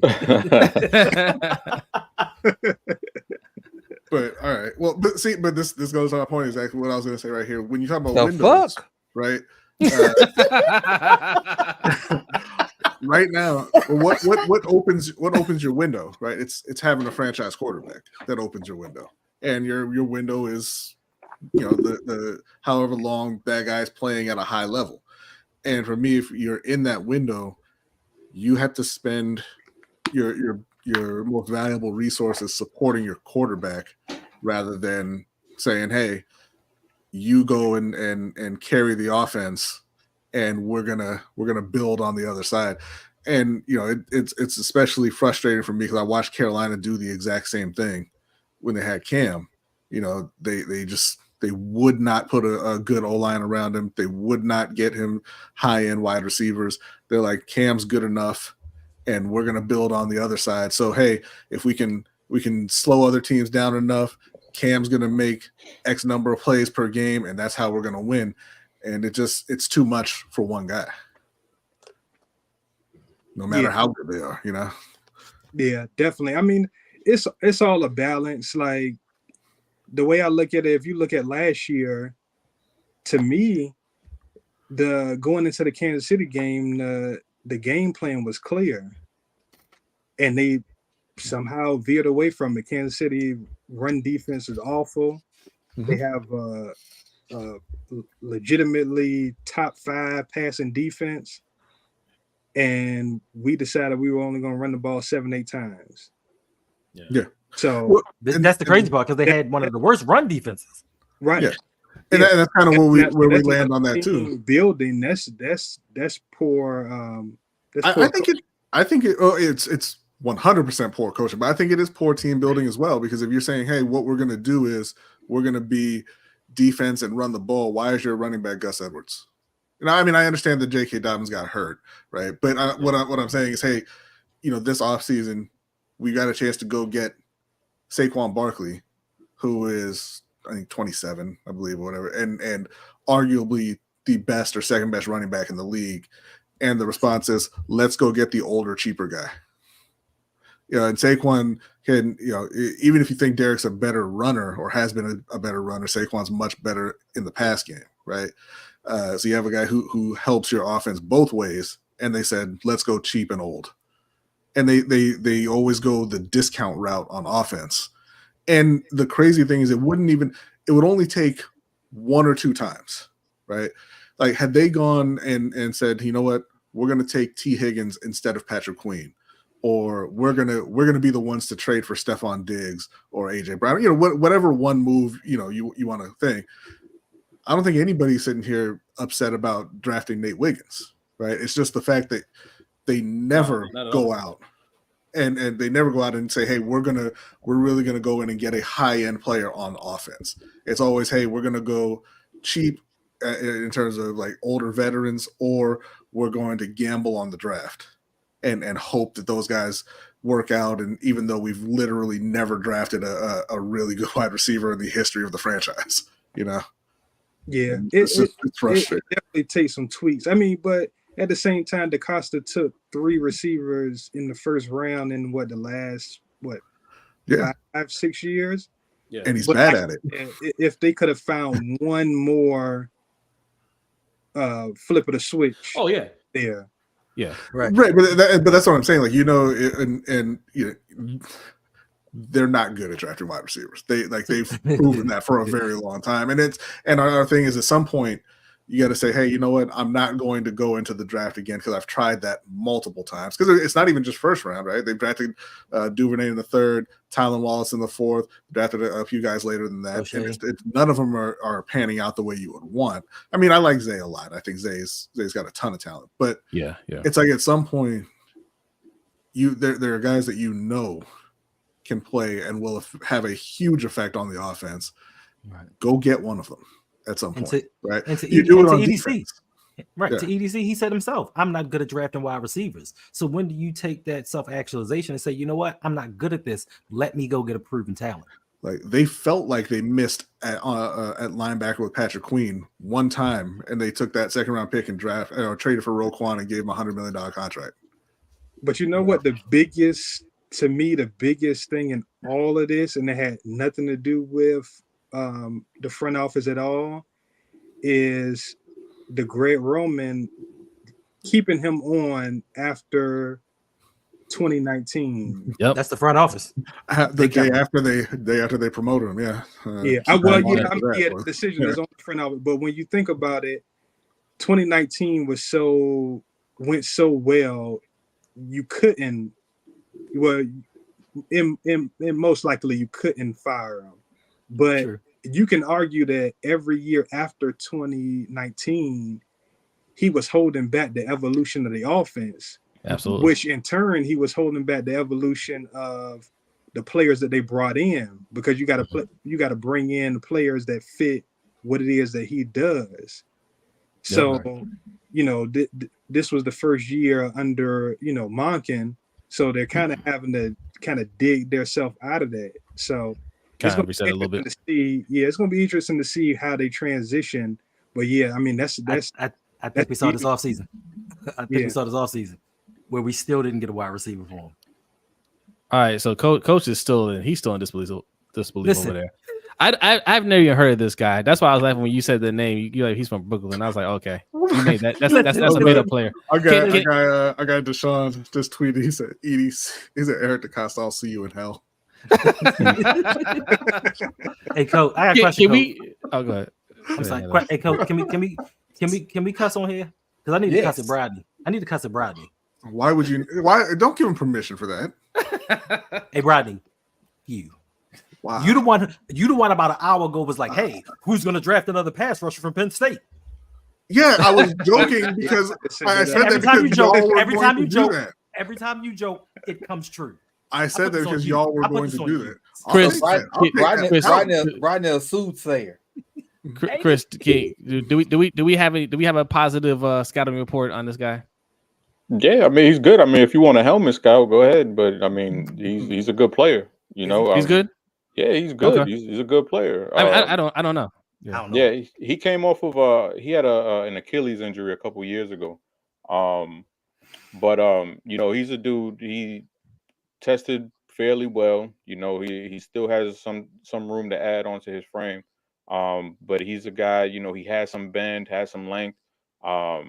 He's not quite there yet as a pass rusher, but that's why he's going in the third round. Right. But to me, like, it's Chris. No, don't interrupt me. I got to interrupt you because he got drafted behind the dude from Utah. Me and you both dislike. Yeah, he sucked, but that doesn't mean anything. True. Okay, go ahead. That don't mean anything because we see people get drafted all the time that you're right. You question it, like you're right. But for me, like he was up there neck and neck with Braswell. For me, and we both like Braswell. And the Beast has him above Braswell. Okay. Yeah, I think they're neck and neck, but then when I tweeted something before the pick was made, like a list of like the best players. Like, well, in my opinion, the list of the best players. And I had our boy Austin Booker. Mm-hmm. But I think Austin Booker's a little bit behind physically when it comes to that strength, adding onto that frame more than Adisa Isaac is. I think Adisa Isaac gives you a little bit more, probably a little bit more juice, a little bit more strength, bigger frame. So that's why I had Adisa before him. My pick personally would have been Troy Franklin, but Adisa Isaac would have been my second choice. Okay. I don't think this is a hardball pick. This is an EDC pick because his kids go to Penn State and they always got to pick a Penn State person. This is a Penn State pick. He just did that podcast at Penn State. He got to have somebody from Penn State. Got to. You just got to. So what does this say about their confidence in Oweh and Ojabo? They don't say anything about their confidence in them. They just like drafting defensive players. It's a fucking joke, man. It's not big. I like the pick. It's not big because what they did this because they about to trade for Ayuk. Look, do you like the pick? You like the pick in terms of it makes Baltimore a better team, or do you like the pick because he's a good player? I like the pick because he's a good player, and that you could reach for a guard here, but I mean there aren't any guards. I mean that's my first choice. I wanted a guard, but Dominic Pooney got drafted. That would have been my no-brainer choice. So what do you do? They also need wide receiver. Yeah, but I mean. He says Troy Franklin would have been my first choice is Troy Franklin. Then my second one is Isaac. So if we don't get my first one, but we get my second one, I mean, am I supposed to say that's a bad pick? I understand what you're saying, but what and where I'm coming from is you've got massive holes on the O line. You got massive holes in the wide receiver core, and you have a first round pick who's going into what is it, his third or fourth year? I can't remember now. You got your second round pick who's going into I think his third year. You brought back Kyle Van Noy. You just drafted a guy in Tavius Robinson in the fourth round, who you got people like. They say he played well towards the end of the year. At what point? I think Tavius is different. I think it's almost a different position for him and Tavius. I think this is more like a Tyus Bowser replacement. Okay. Who could play the same and do multiple things more than just hand in the dirt like Tavius did. Yeah, I disagree with the massive holes in receiver. I do think you have massive holes. Well, not massive, but you got holes in O-line. I don't think you have the massive holes at receiver because I just don't think you're going to have them 5 guys. Because I think they're going to find a way to have Likely on the field a lot more. So I think they're counting as Likely being a tweener-ish receiver, tight end-ish type. I think they count on him being on the field a lot more. So I think they're looking at Zay, Bateman, Nelson,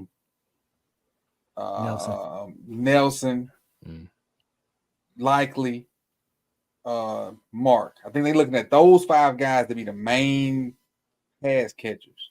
So that's why they kind of BSing on getting a receiver. Like that's why they're pushing the buck down the line. And so if they get one tomorrow, hey, we got one. That's why they ain't really making it a priority to get a receiver. But I was upset with the Isaiah Likely usage. I mean, it took Mark Andrews getting hurt for them to kind of unlock him. And it's like, what was he doing at practice? Well, he didn't show any of this at practice. I'm sure it he took did. for an injury. It took an injury for you to realize this. And we say 2 tight ends and all of that stuff. We just I got to see it. It's crazy. He's clearly talented. Todd was using 2 tight ends in Georgia. So whose call was that not to use 2 tight ends? Yeah. Yeah.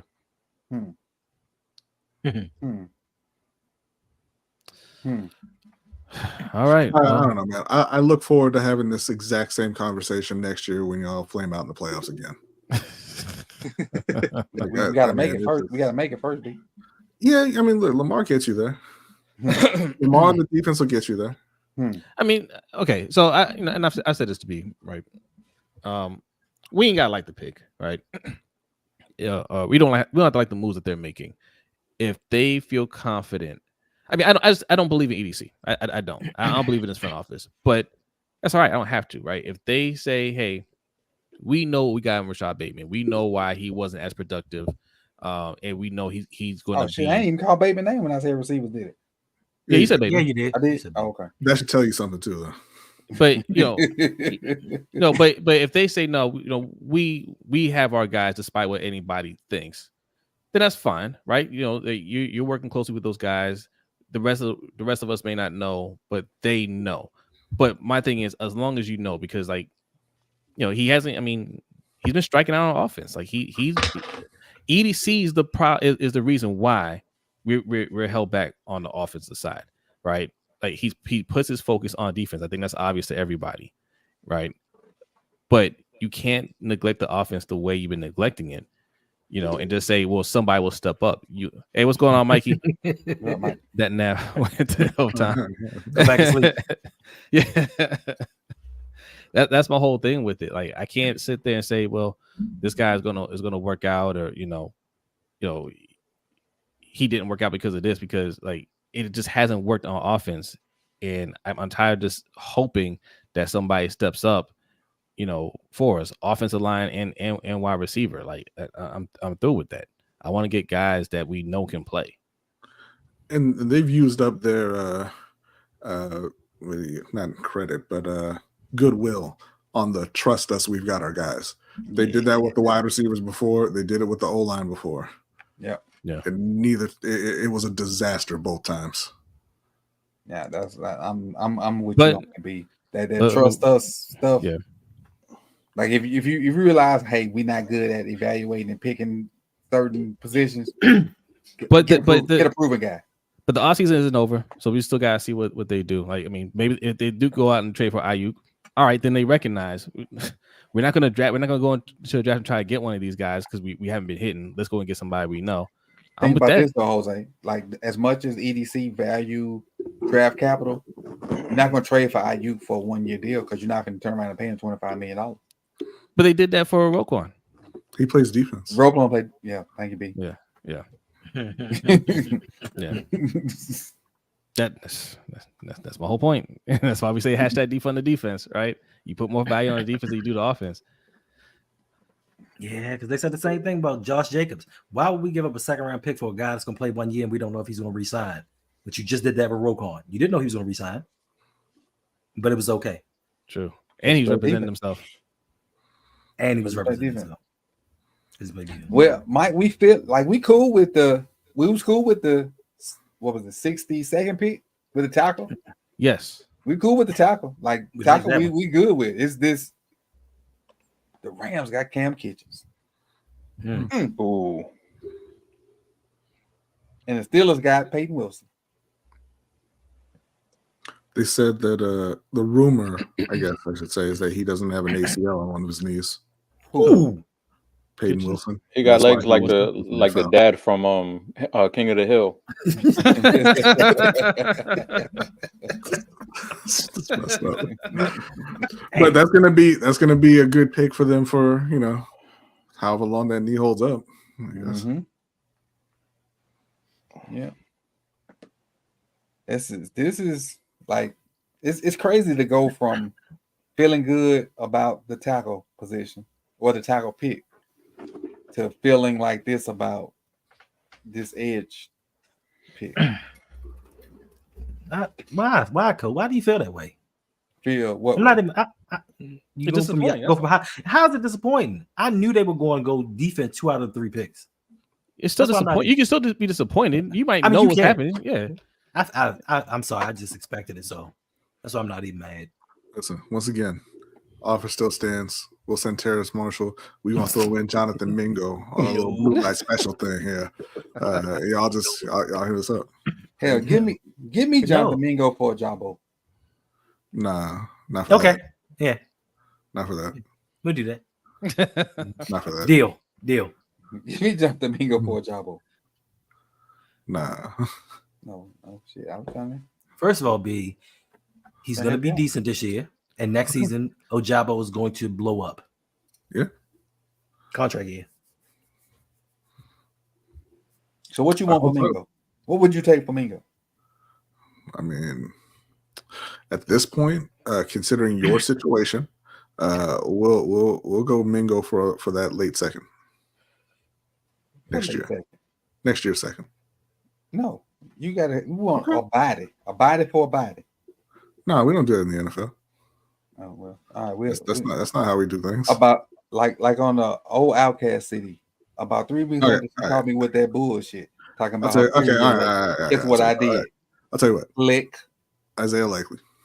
No. About 3 weeks later, she called me with that bullshit. I mean, talking about her. If you're just going to be unreasonable, guess what I did? Click. I don't understand. Like it sounds like you don't want to make a deal. That's Outcast. That's what that is. That's Outcast. It sounds like you don't want to make a deal. That's Outcast. That means the time has passed. Hootie hoo. You know that song, B? You're a little younger than me. Not much. You're a little younger than me. Fuck you, Endo. All right. Like honestly. No. That's the get back from when you had Scooby Curse. He was waiting on that. He was waiting on that. So what we had on picks? You still got it in front of you because we done went all off the rails. We had Peyton Wilson was the last one I remember. Kitchens. Yeah. Oh, Kitchens. That's right. To the Rams. Kitchens. We on pick 100. What pick is Carolina? Commanders. How many picks in this third? Oh, this is the last pick. This is the last pick of the third round. Mm-hmm. Next one. Oh God damn it, man! We had a great time. I forgot it was only the 2 rounds. I was waiting for Carolina's next pick. Otherwise, I would have been gone. No, sorry. I don't like this. I don't like this 3-day format. No, it's too long. It used to be 2, right? It used to be 2 days. It was Saturday and Sunday. No, right? It was Friday and Saturday. Friday and Saturday. Yes, Saturday Friday and used to Saturday. be a marathon. Yes. Mhm. All Yeah. day. 4 All through day. 7. Oh Yeah, no, 4 through 7. was it? No, I think it was even. Yeah, It was it Friday and Saturday? Yeah, it was Friday and Yeah, it Saturday, right? was. It's Yeah. Friday and Saturday. Saturday was a like marathon. Saturday started at noon and finished up like 7, 8 o'clock at night. Yeah, a marathon. But hey, Care, what you think? What you think overall? 1, 2, and 3. I mean, I got my questions with it, but what I'll say is they did draft 3 players that can help. Now, they still got some work to do. It's going to take probably some creativity after the draft. The good thing is this is like an abnormally strong wide receiver class compared to recent years. So, like, I'm looking at the board and like Troy Franklin, Tez Walker, Jacob Cowning, Baker, Malik Washington, Javon Baker, Taj Washington, Jamari Thrash. So it's still some dudes they can bring in that can help, but they definitely need to grab somebody that can at least be somebody they can try to help by 2025. Oh, Luke gone. He runs just Uncle like his Luke? father. McCaffrey. Oh, McCaffrey. Who took him? To the commander givers. Oh, the commander givers. Go ahead, Kerry. I'm sorry. Go ahead. But yeah, outside of that, man, it's one of those weird things. Like you said, like I think everybody here has made some interesting and really valid points. So it's like that part of it. Then the other side is, well, they added players that can help. So I don't know. It's something I'm gonna have to like really like go back and like study the players, take a look at the roster again before I can like fully say how I feel about it. Right now, I'm just kind of in the middle. But I don't never want to sit here and be like too disappointed when they did add 3 good football players. Right. Same question you, Hendo. Oh, what?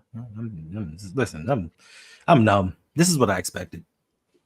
This is the Raven way, and this is what we do. My only thing is, how many times do we have to keep going through the same format and losing the same way in the playoffs before we try something different? Because we've been doing this since 2019. And every year we go into the playoffs and we don't score. And right after the playoff game, it's, we need to get a wide receiver. We need to get an offensive lineman. And 10 days later, get some more defense. And that's exactly what we do. And then we sit here and listen. And the thing, and I like Nate Wiggins. Like, I'm a Nate Wiggins fan, and I was surprised that he was available when he was.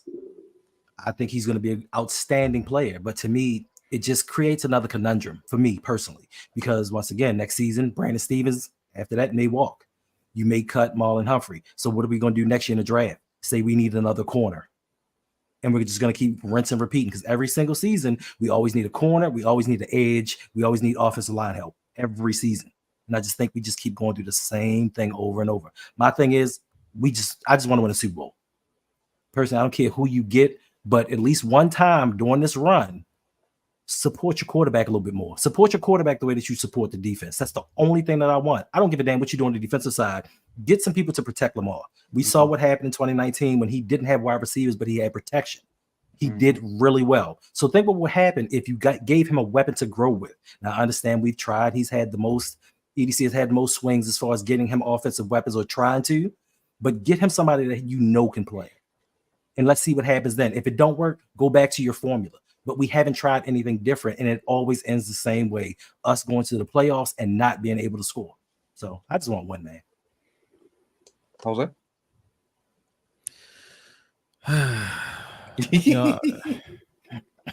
I'm at the point, man, where it's like I mean, they don't have an interest in offense. That's obvious, right? That's obvious. They don't draft well on offense as a whole. And that's fine. Draft to your strengths. You put more focus on the defense. You want to draft the defensive players to replenish that side of the ball. Fine, man. But like, it's like Hendo said, like, you're not doing anything for the offense.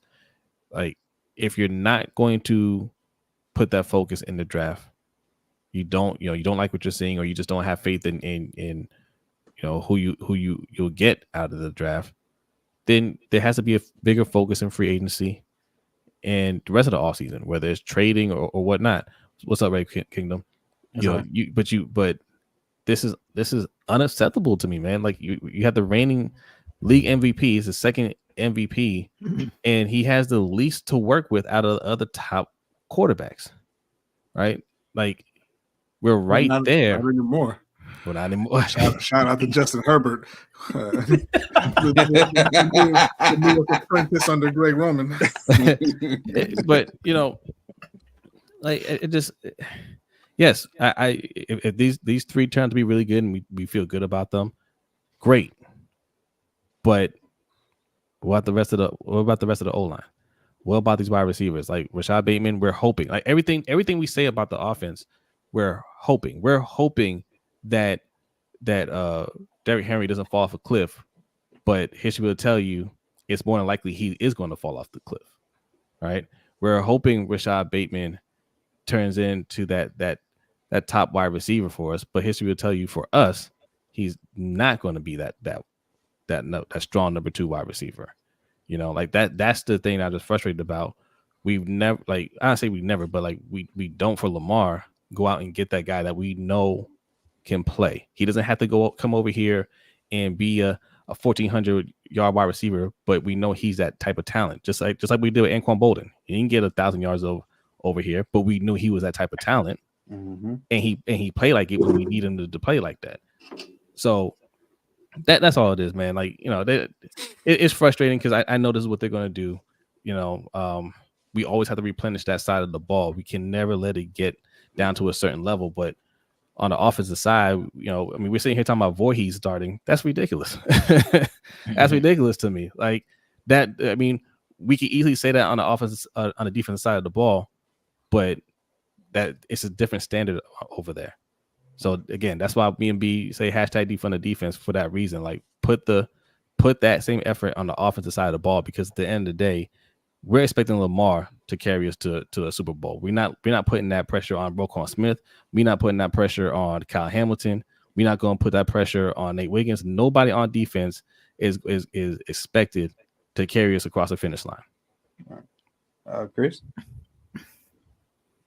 I'm good with good players. Obviously I would have liked Troy Franklin over Isaac, but we don't know what the hell's going on with Troy Franklin, because I thought he would have been a second rounder by now. So I don't know if he got some dead bodies in the trunk, but yeah, I mean, obviously, like I said before, I would have liked a guard here, but it just wasn't, for me anyway. There weren't any guards or tackles who were really there to like really jump out at you. That's why I was hoping for Dominic Pooney, because to me that's a no-brainer. Dominic Pooney's there, go grab him. You got a guard. You got a guard, you got a tackle if you need him to be. Other than that, it was looking kind of slim pickings. I said Austin Booker there, who's another edge rusher. But I think they took the best guy, other than, like I said, Troy Franklin. All right, B, and you don't have to be Ravens on this one. What do you think so far? You like the Panthers draft? Y'all got Legette. I was sitting here preparing my grade for the Ravens draft. So thank you for the 3-second heads up. I apologize. Well, I mean, this kind of applies to both. For the Ravens, I would give them maybe a C, just because of the perceived talent of those players, right? Mm-hmm. But the thing that I always go into drafts looking is, you know that the majority of the players you pick are not going to pan out. You know that. Yeah. History tells you that for every team. So sometimes you can get extraordinarily lucky, and you'll get a really great class, and so like Chris is saying, hey, there wasn't a better pick here in the third round necessarily than Isaac. That's why you don't pick Wiggins. That's why you take the lineman or the wide receiver there when you know they're there, because later you're hoping for the board to fall a certain way and hoping that the guys you have ranked high enough are still there, and there's a good chance that it won't happen that way.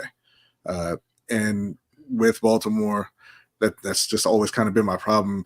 They say best player available. well, when the people who are creating the board are defensive minded, the defensive players are always going to be on top of that board. Mm-hmm.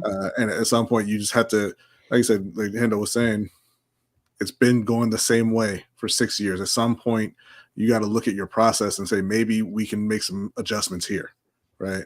But, you know, again, Nate Wiggins looks like a great player, potentially, right? I don't know much about the tackle, so I'll take your word for it that's a guy that can kind of step in and play. And the same with this edge. I didn't really pay attention to this edge at all. But if they're talented guys, cool. I would give that a C. For Carolina, I'm not a fan of the Legette pick, really. You know, just kind of trying to be hopeful on that he kind of beats the odds and is the guy who can work out as opposed to flame out. But I really like the Jonathan Brooks pick, and I don't know. I don't know what Trevin Wallace is, honestly. So I'm gonna give them also probably a C, just because I did not like that first pick. They traded up for him, and I think there were better players to take there. But I thought they got a very good talent in that second round, though. Quick question, B, is Yes. Jonathan Brooks, is he going to be ready for training camp? They say he's going to be ready for training camp. That's what people are saying now. But I mean, you know, who knows between now and then? But they're saying he should be ready to go. Gotcha. But I mean, it's not like it's going to matter though. Miles Sanders, Chuba Hubbard got Chuba Hubbard out the house, ready to carry that clipboard. Panther legend, and that's Blackshear. Don't forget about Blackshear. Hey. No, we're not putting. I like Blackshear. All right, Blackshear can play. All right, then there you go. As far as me, oh shit. I didn't initially like the first pick, but I understand it. Like, he really will make the back end versatile as far as everybody's healthy. And there really wasn't a person offensive line wise that fit at 30 that had a first round grade. The second pick, Roger Rosengarten. Carter. Yeah, you're right. You want to see Rosenberg right there. You said Rosenthal. I got it right. I put the chalice down. I got it right. I like that pick. I do. He was one of the guys that I like. I think he'll compete for that right tackle job, and I actually think he'll win it. Yeah, like, just thinking about the guys that are on the roster now, I think he'll win that job, even if he don't win it day one. I think over the course of the first 5 weeks of this, like, training camp and the season, I think he'll win that job, because cinder block feet is not very good. It's not very good. Yeah. And you know, I'm not sure what Josh Jones has, but I think Rosengarten will win that job. I didn't say Thal. What's up, Christian? I think he'll win that job. And who knows what else we pick tomorrow? We may pick another guy that gets in that competition. They're picking they got the 13th pick of the 4th round tomorrow. Okay. They have 2 picks, right? 2 picks in the 4th round. And I think we got 130. Yeah. I think we got 113 and 130 or something like that. Yeah, they got the 13th and then the 30th pick of the 4th round. This last pick just blew my mind completely. All the good vibes I had from the picking the tackle, like, this edge just blew my mind. Like, Oweh has scarred me from Penn State ends. As much as I didn't want Chop to go and pick another guy from Penn State, no matter how good or bad he is, I'm just scarred from Penn State ends. Like, and I'm gonna look at him in the morning, and I'll have a clearer picture of how good or whatnot he is. So I'll, just like I did with the cornerback, I put that video out, today. I'll have a better picture of how good or bad he is, before the draft starts tomorrow, or right around the time the draft starts tomorrow. So I'll give you my honest opinion then. But as of right now, I don't like the pick, because I think there are other pressing needs. And Chris said, like, there's not a lot of guys there, but I think you could have went receiver here. He could have went receiver here. So did somebody just dip out? Or is that No, just he came back. He came back. okay? So I don't like the pick, but I'm gonna hold my judgment till I actually look at him because I didn't look at him, so I don't know how good or bad he is. But the fact that he's from Penn State and the fact that I don't like Penn State edges because of Oway. So I'm gonna be honest with you. But I gotta look at him and see first. So my honest opinion will come tomorrow in a video form, and so you'll be on the lookout for that. But on that note, that's all I got from you guys. I want to thank you guys for hanging out with us, for coming through. For the people that donated, I appreciate it. The people that won the chalice, I'll get those out to y'all Monday afternoon. So again, like I said, depending on what time the mailman runs, I don't know if they'll go out Monday, if not Tuesday morning. We won't be doing this tomorrow, but I'm sure most of us will be on Twitter in some form or fashion. So, we'll be tweeting and doing things and whatnot. So you can reach out that way. I know I'll definitely be tweeting and talking stuff in that way. And but I ain't going live. So I'll that way.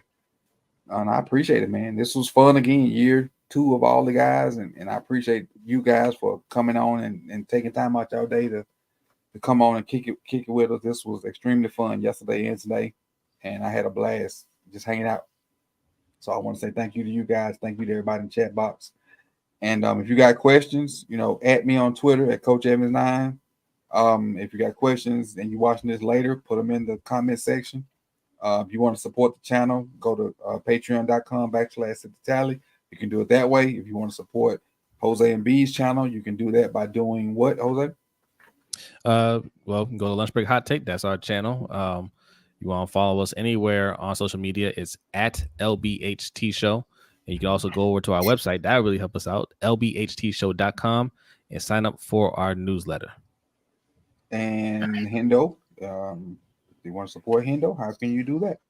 You can go over to the Rogue Pod on Instagram, Twitter, Facebook, TikTok, any social media. It's at Rogue Pod.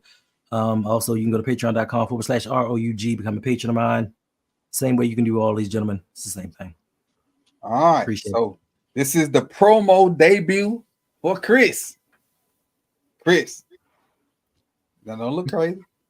if you want to subscribe and see the work of Chris, Carrie, and Mike is not here, where can they find you guys' work? Because you guys have actually been doing a lot of work here in the past couple weeks. Mm-hmm. And don't just duck and so people can see it. Let them know where it's at.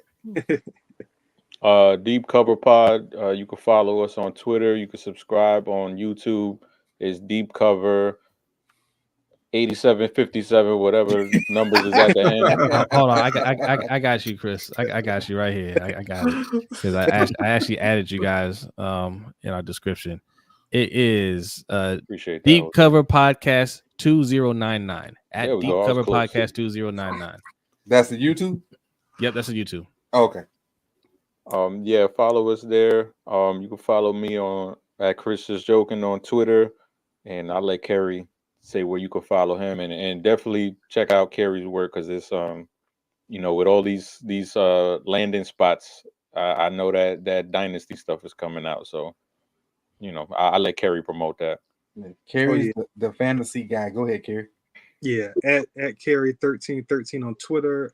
Deep Cover. Also follow us on TikTok at Deep Cover Pod on TikTok. That's right. Just be on the lookout, man. I don't know how in depth, how deep I'm gonna go with the fantasy. Probably not gonna do as much as I did the previous year, but definitely do dynasty landing spots. Definitely do my tier rankings. And I'll be tweeting, trying to put out little jewels to, help people win some money. So just always be on the lookout for it. Oh, I'm all about that. All about that. So I, again, appreciate you guys for joining us. And we're going to sign off for the draft 2024. And that's all I got, man. Any parting words for anybody out there other than thank you for coming? God bless you. Good night. Jazz said thank you to everybody on the panel because we helped her get through the work that she was doing. Hey, we appreciate you, Jazz. Hey, that's what we about, man. Getting you through the boring work day or night. Peace and love, man. We out. Peace. Take care.